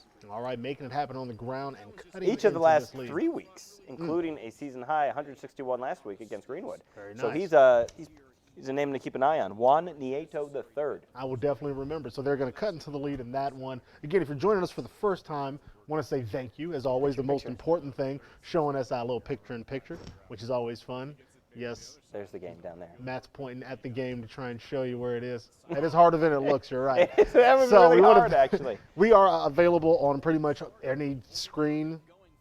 What was the thing if you have a screen? What was the thing? What was the thing you mean used my to say? catchphrase we've been saying Yeah, your for 2 years? catchphrase, or your little shtick. What did you do? If you've got a screen, we can be seen. So there you go. If you do, how did you forget that? It was not that memorable. So tell your friends, Facebook, Twitter, Instagram, Twitch. We are I'll tell you what I would everywhere. be doing right now. If I was at home, I'd be sitting in the tub, got some candles going, have my iPad Hold up on, to the where's side. this going, brother? No, there's nothing, just like relaxing, watching some football, listening to two guys just shoot the S, having a good time. If I had a flag, I'd throw it. Let's get back into the action here. Red or Indiana. yellow? What do they do? They do cards in that lab? Yeah, you're in red card, actually. Red card, soccer, that's a sport I know. All right. More than lacrosse. Anyway, Oldenburg, Park Tudor. Oldenburg's got a lot of work to do to catch up to Park Tudor. We'll see if they can make it happen here on Where IndyStar is Friday Night Oldenburg? Live. Anyone know? It's in Oldenburg. I don't think is it a city? It's not a city, is it? But we'll get you that answer, but let's get you the call first. That's right. And they're doing that. Clock ticking now at about 7:15 left in this third quarter. It's a 26-0 ball game with Oldenburg doing their best to try and keep the momentum going on this drive. Shotgun here, expect to sprint out to the right. Yep. And so Martin looking over the right side, and there on the coverage looked like it was either Johnson or maybe even Bonilla on the coverage, but either way, the pass is broken up and it falls incomplete for a third down. I think if you're Red Martin, you're kicking yourself because you had Abe Streeter in the flat, your fullback, and wide open, but he wanted the shot, he wanted the first down and second down, but I mean, it's still young, he's still a young guy. Like you do realize that you have to, if you're coach, you got to forgive him a little bit. He's still young, he's growing, and he's going to hit that next time, I think. Rhett Martin, of course, a 6', 206-pound sophomore for this Oldenburg offense. Lehman sent in motion. He gets the call, tries to cut it upfield, is close to a first down. And again, they are going to have a 4th and short situation. Do you go for it again here, Joey? Absolutely. You go for it 12 times out of 10. And I think what they'll do on this particular play, I think they're going to try to run it. But I also wouldn't be surprised if they tried to go pass into the boundary on this play. The ball sits at the 30-yard line. All right, jumping back over as they kind of put it together there in that one. So let's jump back into That's Franklin Jalen Mooresville. Ward, playmaking running back for Franklin. All right, that was actually a good camera cut there to They show got us some what great. was going on there. Last time we were here, some great dynamic camera cuts in the end zone.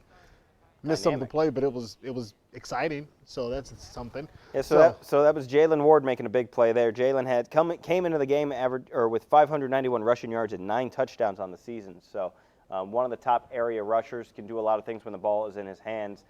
This Franklin team was the surprise team of last year. As I mentioned, this game last year was a 49-42 Mooresville win. It doesn't look like we're going to get to that level. But they are keeping it just as close, and these two teams, like you mentioned, playing each other tough, playing each other competitively, makes for a great football game and a great night of action on Friday Night Live. 2nd and 10. Hadn't quite looked back for the ball as Roberts was just wanting him to be open for that one.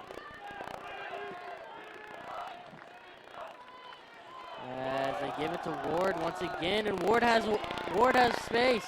He does another spin move off of a guy as he just bips and bobs around people over and over, getting them down the field. Yeah, Pioneer is unable to get pressure up the middle like they so often have. That's leading to Ward being able to get to the second level there before he has to make a cut or a move. That's not something you want. It looks like a pinball out there just bouncing off of people.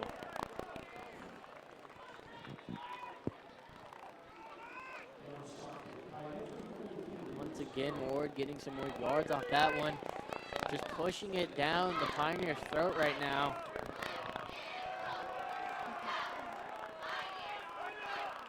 As gonna get it back to Shepard, and Shepard has space as Dane is not able to get the tackle. And he's gonna get a touchdown, the third on the night for Shepard. And big touchdown there off the run. Yeah, right Very in your nice living play. room. So Franklin takes the lead over Mooresville. So we see Mount Vernon, the #1 team in 4A, trailing at halftime. Now the #2 team in 4A, Mooresville, is trailing in the second half to Franklin. So upset alert in 4A, folks. That's why they play the game. Anything can happen. So back over to Whiteland and Martinsville. Big 24-0 lead in this one. We'll see what happens next. You really emphasize that Big. It's big.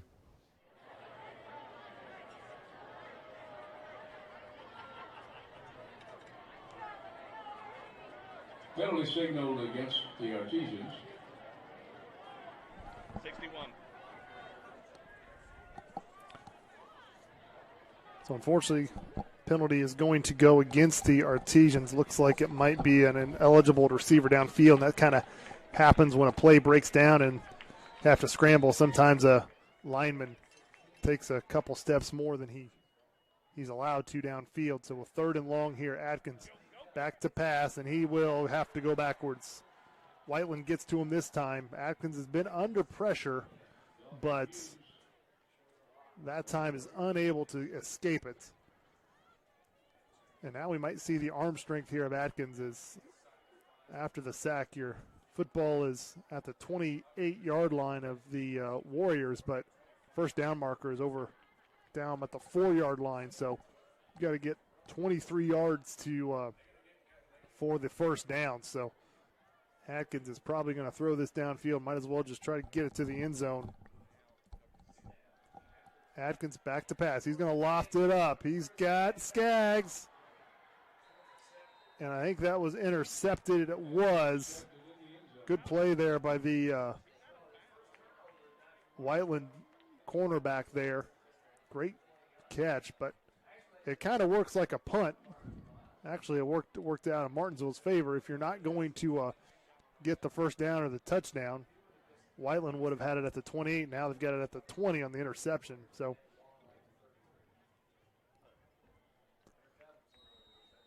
Tyler Atkins on that drive, though, very promising. Drove Martinsville downfield. It's the most promising drive they had. Unfortunately, the ineligible receiver downfield hurt a potential for a touchdown. Is inside. All right, going back over to Zionsville HSE, 13-7 in We've this had one. a scoring outburst in the second half. It was 0-0 at halftime. So we're 13-7. Finding some room here. Oh, and he found it. He is loose. Down inside the 10-yard line. Still didn't bring him down, too, man. HSE trying to tie the ball game up and could take the lead with a extra point here. So. All right, so they are keeping it going again. You want to take it away with the call with Turner Graves and Nathan Gergen from the Southeastern Sports Network? Absolutely, let's do it. Student run, so we appreciate everything those kids are doing. The Royals involved. Takes the snap. Jace Alexander to the left side now, and Zionsville was ready for that one, back to the 9 or 10-yard line. What I've noticed is we've been repeat calling a lot of plays that have worked, and Zionsville's usually ready for them the second time around. So it kind of loses a little bit of the momentum you build up.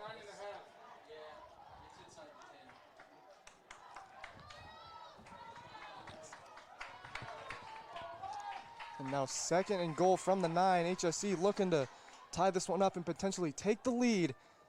John's going to take the snap, keep it on the keeper on the right side, and Zionsville was all over that one. Yeah, they weren't having none of that there. John able to fight back to at least the line of scrimmage, so no gain. But 3rd and goal from the 10-yard line now. You'd think pass, but I don't like predicting what they do on 3rd downs. Yeah, I hate to speculate, but going to be very, very interesting. See if they don't end up getting this, will they go for it or not? But and Alexander is lined up, so that could signal run. Going to take the snap, fake it to him, pass it on the right side, out route. Martise Taylor makes a move, and he's in there. Touchdown, Royals! And Martise Taylor with his 2nd receiving touchdown of the game really powered through there. Caught it around the 4-yard line, and he...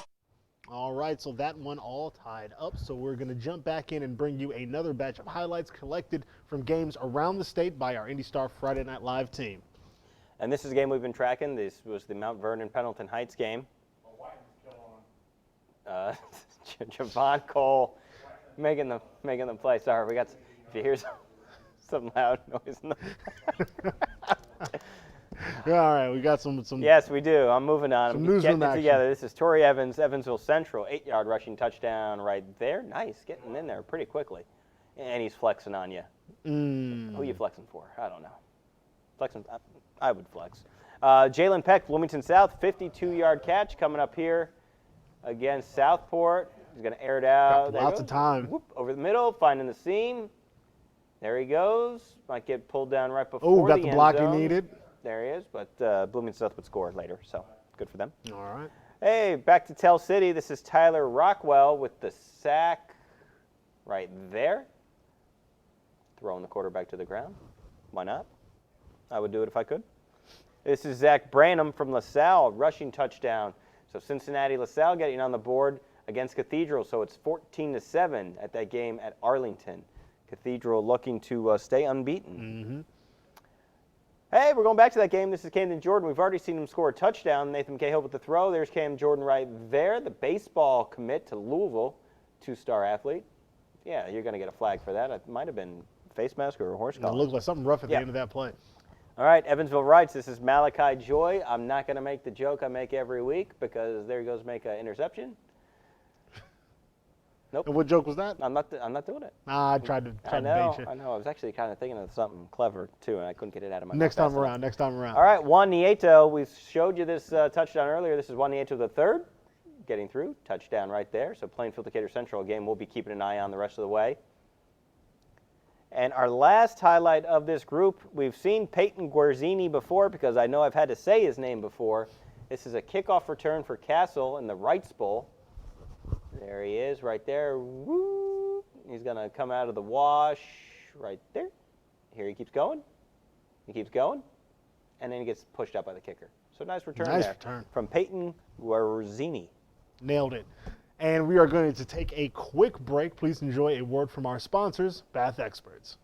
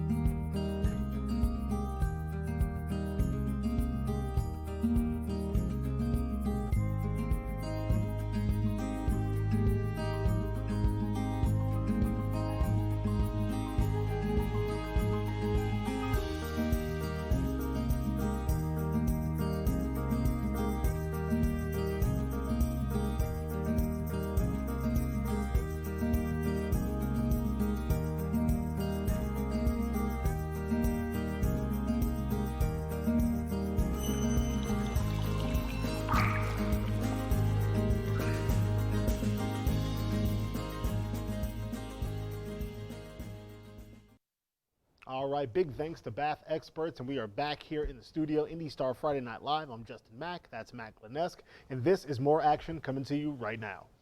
All right, so we got Westfield versus Brownsburg. It's a tie game here. And that is Reed Sheppers bouncing off tackles. Maybe that wasn't Reed Sheppers, but it was a nice play.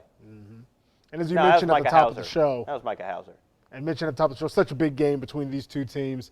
Again, you got Westfield at 4-1, Brownsburg 5-0. People might be surprised by this score. I mean, I know Westfield's ranked, but Brownsburg, like I said, number 2 in the state. Really, people are really high on Brownsburg. All the talks about Center Grove, but Brownsburg is considered that second team in 6A pretty universally. But Westfield doing a lot of good stuff tonight. This is Reed Sheppers. Nice move there. Nice move there. Broke one, broke It'll help two. with some blocks. Is he going to get in? He Oh, is made going to it get in for the happen. touchdown. Westfield takes a 27-21 lead early in the second half. All right, well, that is an impressive run after the catch in All that right, one. So this is Plainfield. Kicker, this is Harris Nichols. So he hit a 50-yarder to beat Tri-West earlier in the season. That's not from 50, but that's good. So it's 21-20, a one-point ball game.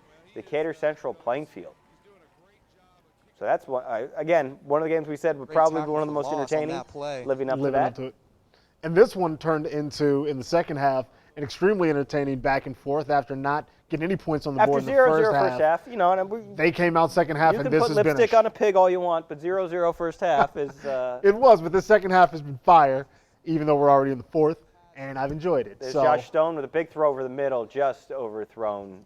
Was looking for his guy through this down the seam. And we're going to bring you some more action as we continue to jump around the state, not just the region, but the state, bringing you games statewide. Well, this Franklin is just right down the Central, street from that Noblesville. game. This is Noblesville, Franklin Central. You like how I boast our statewide I do. reach while the local game is on? Are you going to boast that it's paused? No, I didn't do that. Oh, wow, okay. So it looks like it's sunny out again. So 9-6 in this one as we pick the action back up and they get resituated after the flag. Again, thank everyone who is joining us for Week 6 and for all of our first-time viewers. Thank you for joining us and spending your Friday night with us on Friday Night Live. Oh, we got a Zionsville punt. Here we go. It's a good punt. Fair catch. All right, so we'll not attempt a return here. Let's jump around and get you some more action. And Whiteland Martinsville, this one 31-0. Getting out of hand quickly. We've been able to bring you actually most of the scores from this game live as quickly as they've been happening. We've been able to tune in and see a lot of them as they've progressed, so we thank you for joining us. Let's take it away with the call provided by our friends Eric Meyer at MHS Rewind. But if you look at his stats, every game he's played, he's had a big impact, several catches for a lot of yards. Very important player. Tyler Cox, this is his best run of the night by far. Gets it across the 40-yard line for a first down. Finally able to break a hole and find a hole and break a tackle and get the first down across the 40-yard line. So you see this offense really starting to click a little bit. I don't believe Whiteland has sent in there. All right, jumping back over to Oldenburg Park Tudor. As you can see, Oldenburg has gotten on the board since we last checked in. Let's see how it happened. Park Tudor got on the board since we last checked in. It's 33-0. Well, as well. But Oldenburg, last time we checked in, had no points, and now they have 6 points. They called that a touchdown? So it looks like that's going in. That's going to be good. So Oldenburg on the board here against Park Tudor. How about Like that? we mentioned, they've got some work to do, but they are still fighting in and starting to climb in a sense. So 33-6 in this one. We'll see if they can get one more with the extra point You here. really as they need a line up. 30-point kick, you know? A 30-point kick would be awesome. You know, But like rock and jack, that's short. A score update, I think it's 66-0 in Center Grove over Lawrence Central. So Hold on, what was that? 66-0 60 burger. Shout out to Rob Peters. Yeah, and Ben Davis leads Lawrence North 14-10. And also just a shout out to Michael McCleary, just cuz. Just cuz. No big reason. I forgot his name. or Hey, something we just showed you that Brownsville up. There we go. That's the Ben Easter's touchdown. I wasn't looking at the screen. There you go. 35-yard run. Brownsburg ties it up. Ben Easter's the Kansas commit, showing the wheels. This is it's quite a game. This second half has gotten nuts in a lot of games. So we're going to try and hang out a little bit longer here on the Zionsville HSC game as they continue their drive. Enjoy the call and the action. IndyStar Friday Night Live. Big tackle and is unable to. It's going to be a loss of 1 yard. He had two guys on him. I think he broke one of the tackles, but unfortunately he couldn't break both tackles at once. And 66-0 is the score on the Center Grove Lawrence Central game in the third quarter. So obviously HSC we're in the fourth quarter now with just all these runs, but third quarter of that game is 66-0. Just unbelievable. What a offensive performance by Center Grove. And Westfield up 28-20 on Brownsburg in the third quarter, trying to get a great win against obviously a great Brownsburg team. Had a win on ESPN. Yeah. And Blaine Wirtz up the middle for maybe 2 yards. So third and long coming up for the Royals. Noblesville 12, Franklin Central 6 in the third quarter. Very low scoring affair there from the two cellar dwellers of the HCC. Yeah, it looks like you could almost say the same about this game except for the last maybe except for those 10 minutes, but it was 0-0 for quite a while. I mean, up until halfway through the third quarter, right? So here we go, 3rd and 8. Takes the snap, looks to throw on the left side. Dylan Connors going to be able to make the grab. What a play. A little inaccurate, but Dylan Connor able to haul it in. And what do you do here? You're going to bring out the punting. Punt team, they're not going to take any risk here. Why not? It's 4th and 4. And hopefully Osiki can continue this great punt.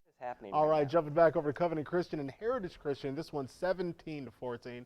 Been a close matchup. It was 17-14. Oh, Nice block. Never not mind. the best tackling I've ever seen, but I don't want to take anything away from number 2. Nice Made touchdown. moves. I like that. Yeah, so Covenant Christian, again, number 8 in Class A, playing a top 5 team in 2A, an undefeated Heritage Christian team, and Covenant not backing down. You win this game, and Covenant's climbing the rankings in Class A. I mean, you knock off a team in a higher classification, ranked high. This would be a very impressive win for Covenant Christian. Absolutely. Still a lot of time left, and I've talked about, well, I wouldn't say we, I have talked about how potent Heritage Christian's offense can be. So still plenty of time in this game, but really, really strong start here for Covenant Christian. Absolutely. We'll see if they can get one more, and it looks like they do. So 24-14. Nope. Oh. See, it's hard to tell from this angle. They got me. They really did. pride myself on that. You So made good 24-14. contact. Just not straight enough. There's 24-24 again. One of the games we said was going to be really, really fun game to watch is this Franklin-Mooresville game. This is via Pioneer TV. This is a pay-per-view game. So if you want to watch it in its entirety, you got to pay. If you want to watch snippets, come to us. But thank you, Pioneer TV. Absolutely. Big thank you. Enjoy the action. Hey, and a timeout called by Franklin. Franklin's going to call a timeout on their Could be punt. crucial later here in this game. In such a close game like this, I don't know exactly what They may trying to possibly get see here. the problem with giving Pioneers back the ball.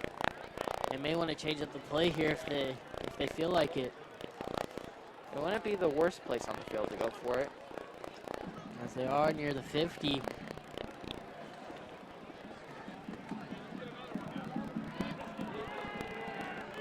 They're directly on the 50, actually.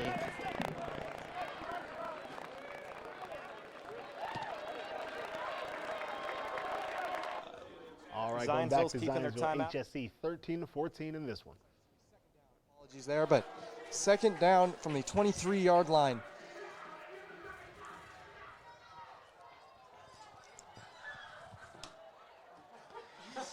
And of course, a little humorous moment here as a beat drop was missed. Yeah, cut the music right before the beat drop. As Colin Price gets it on the flat on the right side, stiff arms a defender. There's a flag down. This could be a holding call on Cox. Let's see what the refs call. The flag was thrown right in that area.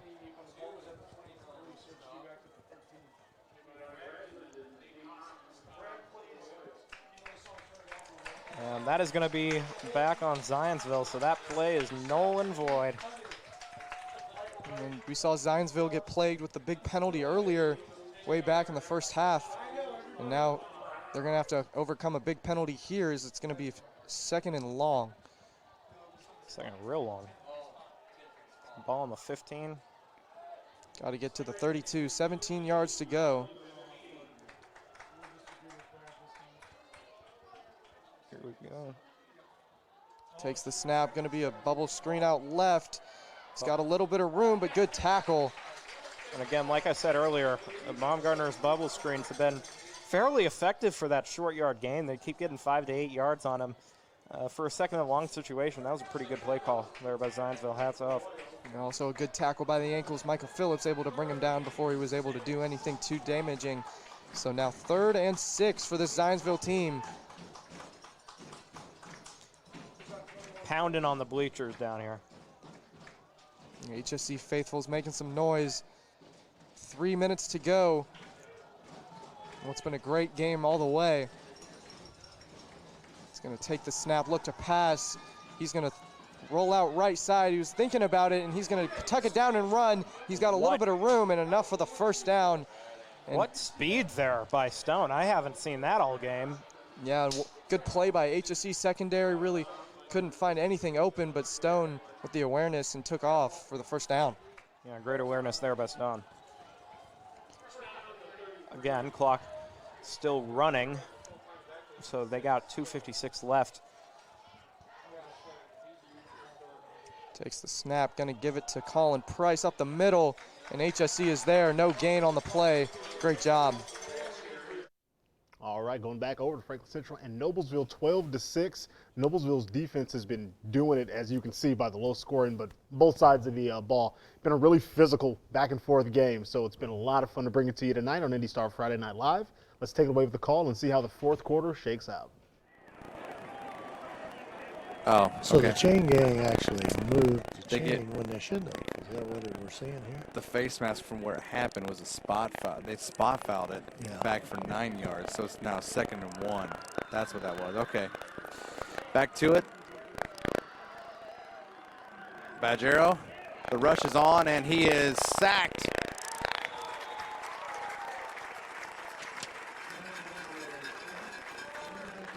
Here it is, Craig. Skylar Tolliver in there. And watch number 2, and here he comes off. Shades. Figures out what Colin's going to do and takes down Badgero. Tolliver's been quite quiet here in the game, but this third quarter he's played much more. Loss of the fourth. Loss of 7 there, so 3 carries, negative 28 yards for Badgero. And this is going to be Jordan up the middle to the 25, picks up Sloan on the tackle.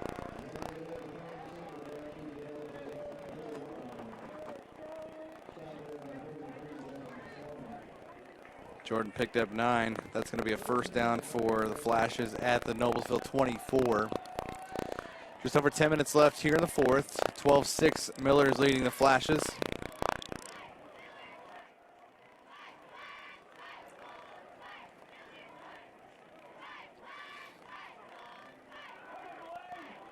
Badgero. Incomplete pass.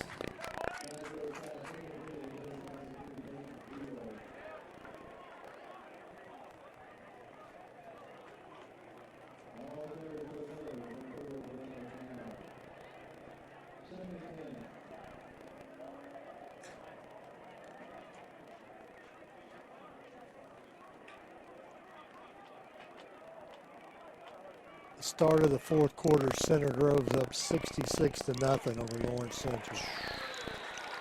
Wow. Tackle by Aiden Walker in there, number 19. Going back to Decatur Central and Plainfield, this one 21-20.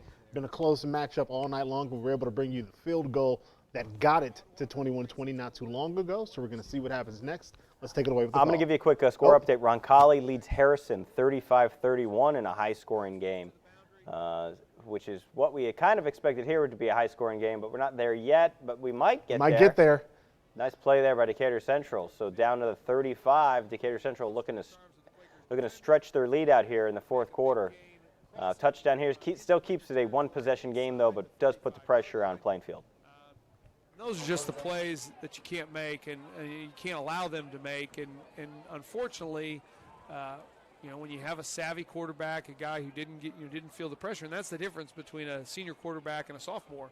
Yeah. The senior who's done it time and time again and part of some, back to back, 4 straight Mid-State Conference titles. They've won a lot of football games in Mid-State Conference, and Horsley's been a part of those, so he knows what was going on there. Well, we tried to bring pressure too. I don't know if you saw, and it just didn't. All right, going to jump back over to this matchup between Westfield and Brownsburg. As you can see, it's been a tight one all night long, 28-28.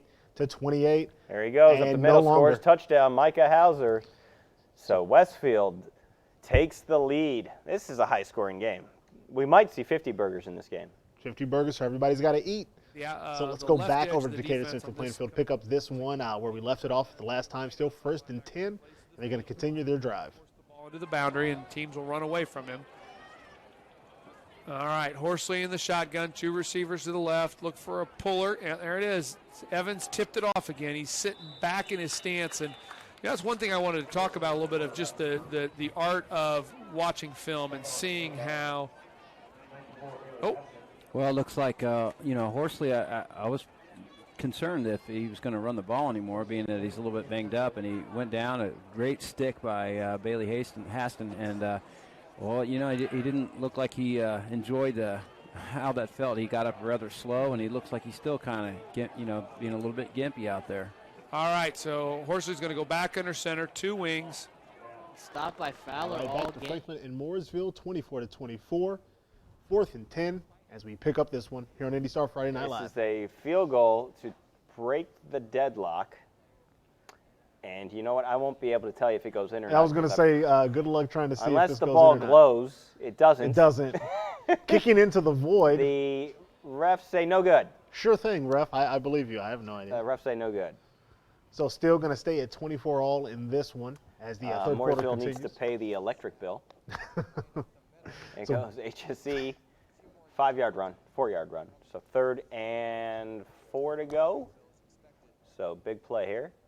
Oh, wait, I didn't look at the clock. Look at the clock. This game's almost over, ladies and gentlemen. All right, back to Franklin Central. Don't look at this game anymore. Look at this game now.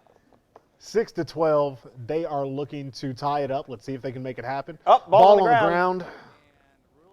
Thankfully for them, Just it's only fall second on down. It. Yep, just fall on it. All right, so they'll get 2 more shots at it at least. We'll see if they can make it happen.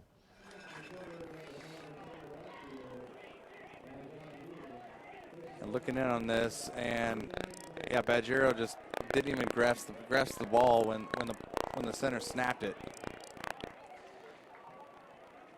So we're now under 8 minutes left here, fourth quarter.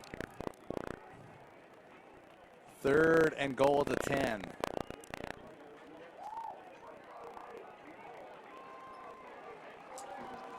In the pistol, he's got twins to the near side. Actually, both sides. Badgero back to pass. Flushes out left and throws to the end zone. Incomplete. All right. Big play there. We can squeeze another one out of this. Why don't you look? Oh, wait, back over to Decatur Central and Plainfield in this one as trying to figure out if that was a reception or not. We got a little caught up in the action. Sorry about that, so folks. We're going to go back in and see if we can get you a touchdown. I didn't curse, did I? No, you're good. But that was a heck of a play, and this one was 2. This one's going to get Decatur Central 6 more as they extend their lead. Who can I blame on that besides myself?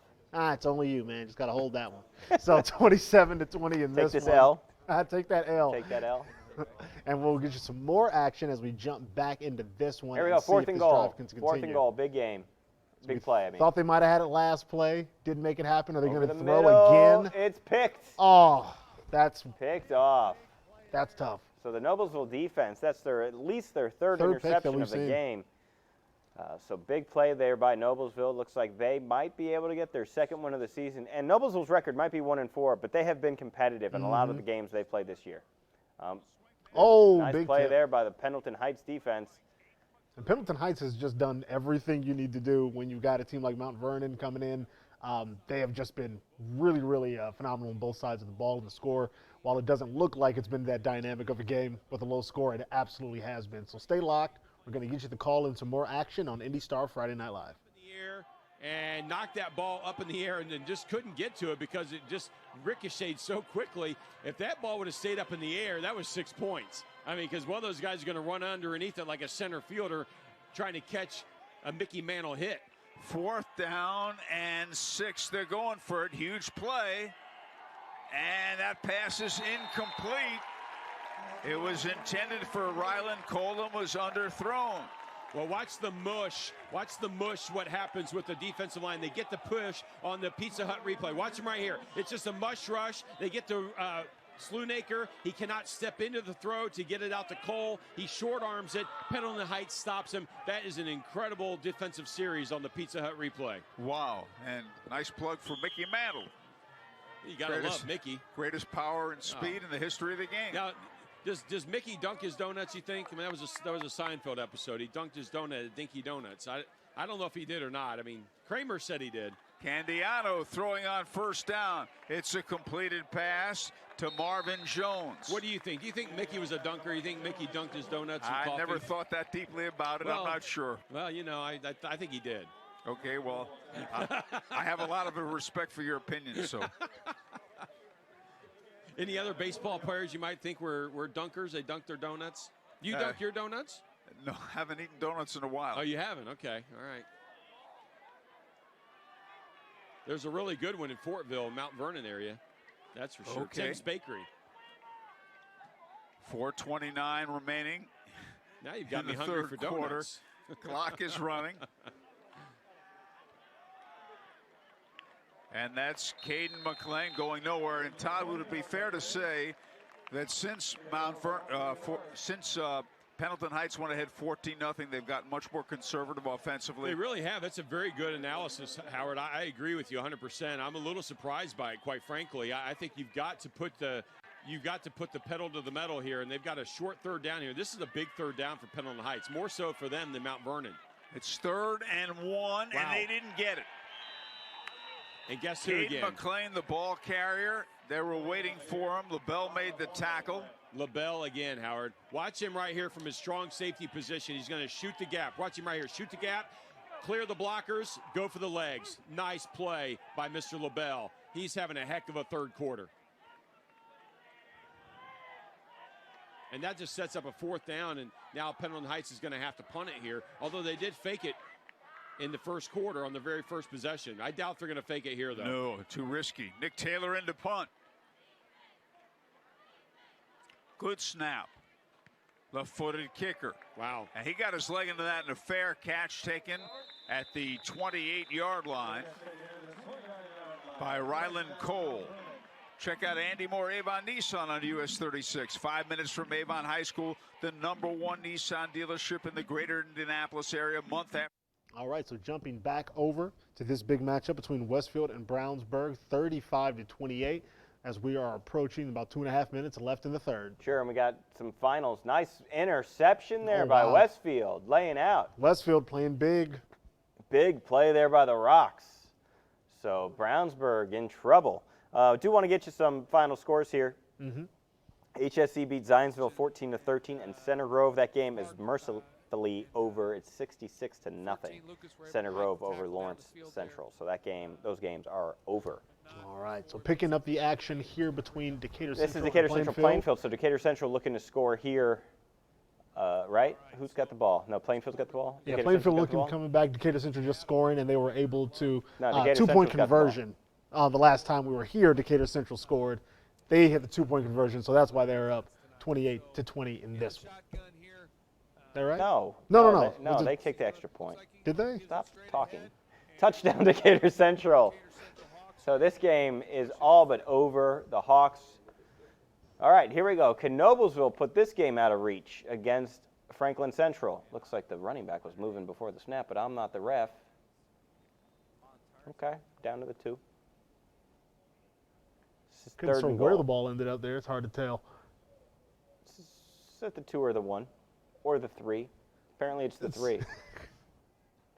All right, let's take it away with the call.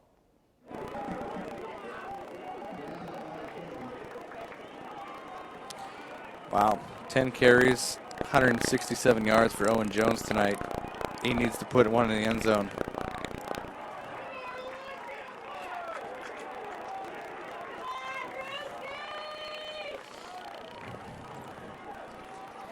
Meinerding hands it off. Jones is in there. Wow. I thought Montarzi had it. I did too. Jones from 3 yards out. He caps off the drive after that huge 91-yard. Let's see if I can see it when I know it. I thought Holden Montarzi had it. What a great thing. Then Jones dove to his left.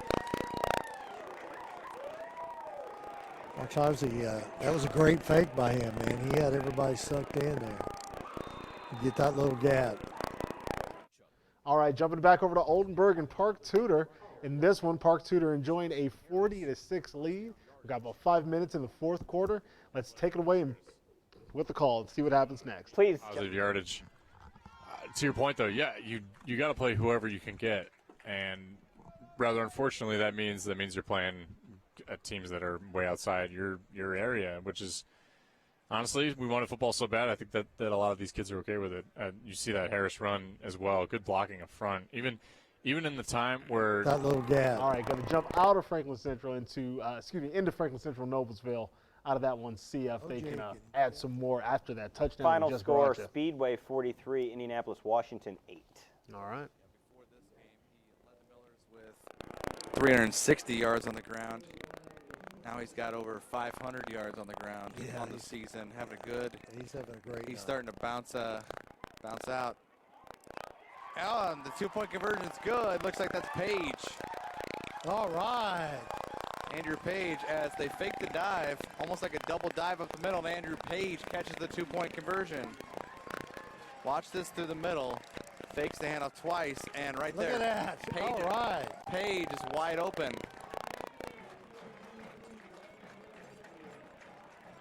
6'3", 215-pound sophomore. Gets a 2-point conversion. 4:23 left to go here. 20-6. Noblesville leading Franklin Central. Let's thank one of these sponsors here. Van Osdale and Farrar is a proud sponsor of Hamilton County Television. Van Osdale and Farrar is a 106-year. All right, let's go back to Decatur Central and Plainfield. Another final for you. Greenwood 42, Perry Meridian 17. I'm sorry, I just like talking over you. You love it. It's your favorite thing. It really is. 35-20 in this one. Let's pick up the action.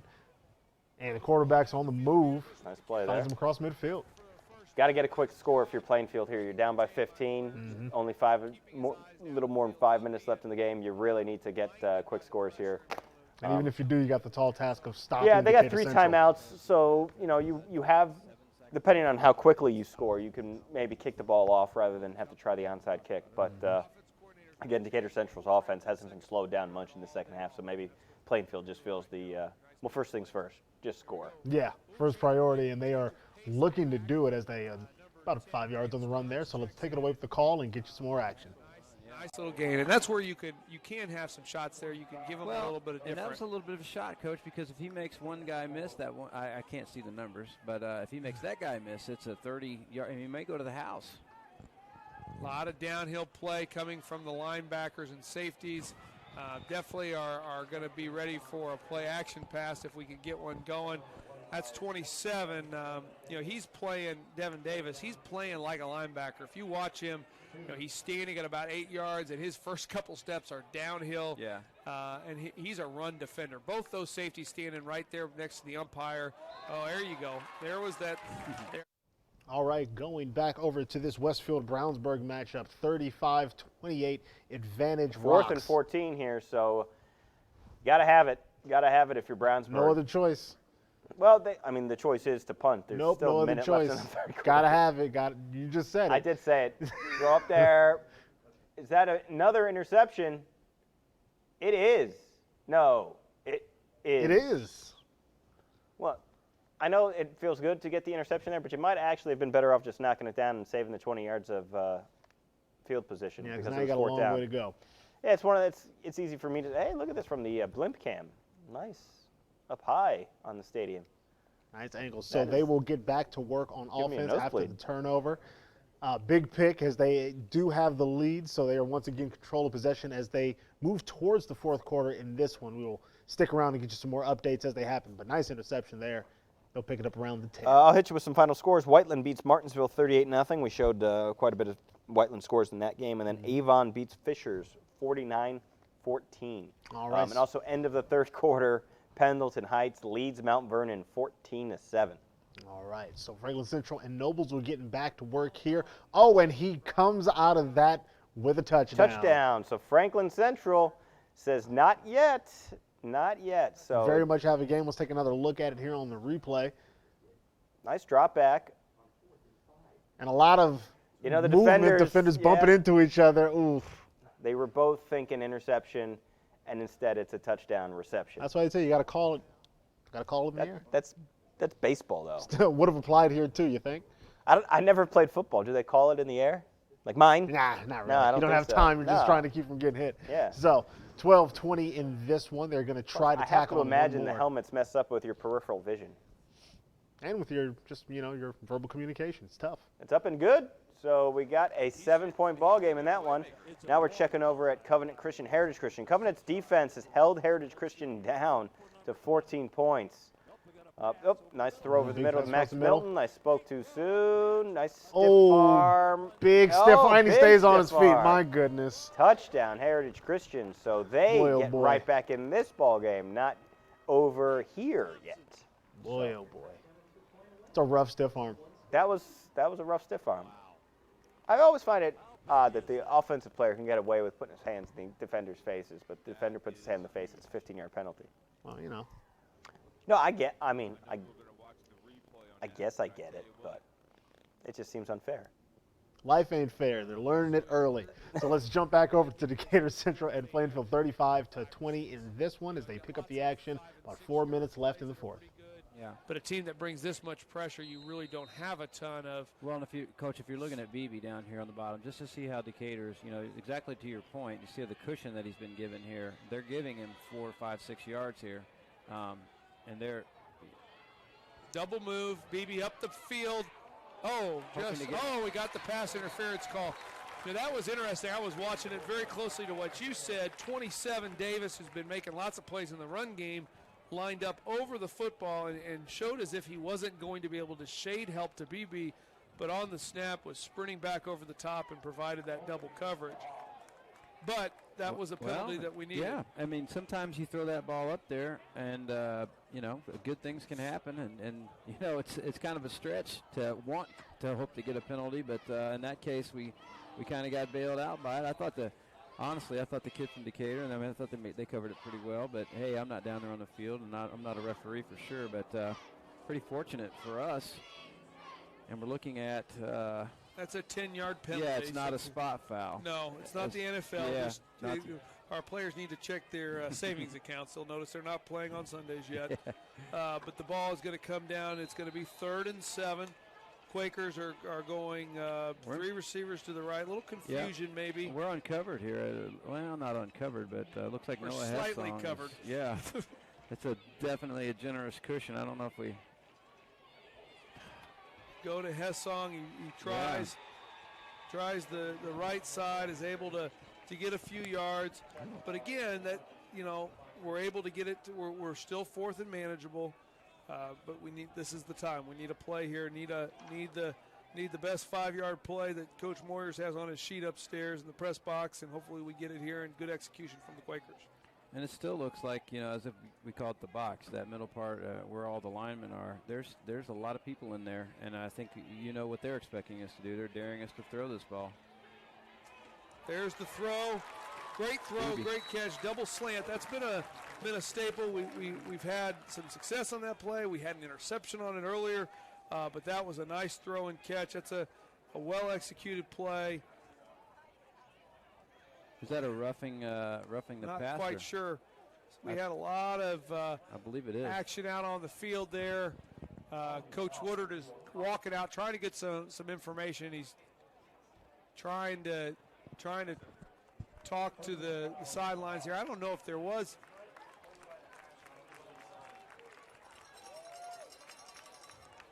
Got some clapping, if nothing else, from the Quakers, so that has to be an indication.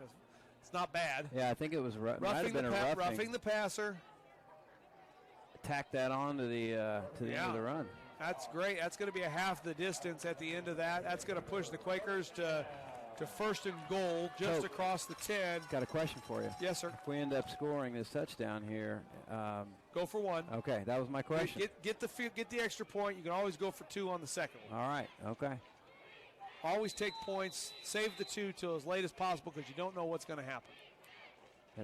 Long count. That was a dumb question coming from the defensive guy over here. I think we were moving. I think the Quakers were leaning. That hard count from Moyers got us that time. Unfortunately, we won't take those 5 yards away from him like we gave them to him earlier. But I think that's, you want to definitely get the extra point here. Cut it to 8. You want to, in my opinion, you want to push that going for 2 to the very end. That's just kind of my philosophy. Yeah. Don't want to chase points. Well, and special teams coordinator question is, what do we want to do with this? Definitely onside kick. kick. We can't. We haven't minutes. stopped them. We're not in the NFL, and we don't have the ability to, stop the clock as many times as they do, seemingly. Be interested to see what kind of kicks Nichols has in his bag of tricks if we are able to get to that point. All right, we get back to the 10-yard line. Quakers going to have to play fast here. We do have all 3 timeouts, but we do need to score twice. So 2:45 to go. We're staying in the same formation, same grouping. Smart. That keeps a few of moving pieces. Moyers goes in the gun. Nieto to his right. Good time to Drops throw this back one to up pass. to the corner. Has a shot to the corner. It's Beebe. And right through the outstretched hands of Jack Beebe. Lost a shoe, I think, in the process. All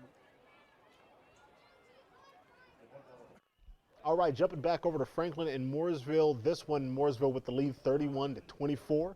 in the fourth quarter. Franklin's got the ball here. Someone had the ball to go in the other direction. Touchdown. All right. All right. The camera guy just screwed me up. A little hard to see, but yeah. that's going to be points on the board for Franklin. They are, again, this one's going to go right down to the wire, it looks like. Yep. Nice touch. Yep. Go back to that game. The extra point is blocked. Yeah, we'll keep an eye on that one back over to Decatur Central Plainfield. You like my great analysis there, Justin? It's fantastic. Yeah. One of a kind. Oh, here we go. We got picture in picture in picture. This is how we should be doing this show. That's like the Direct TV channel that I try to watch the NFL that I get a nosebleed because so much has happened. That's how we should always do this show, especially at the end of the game. That was an accident, but that looked great. Shout out to our production fired, teams. but that was awesome. Anyway, back to the action and the call. IndyStar Friday Night Live. We're going to tweak some knobs and buttons and whatnot. Looks like some pressure coming. Here they come. Looks out in the flat, gets Nieto. He's got one man to beat with the stiff arm. Stop the clock, too. Stop the clock as he goes out of bounds. It's going to be inside the 2-yard line.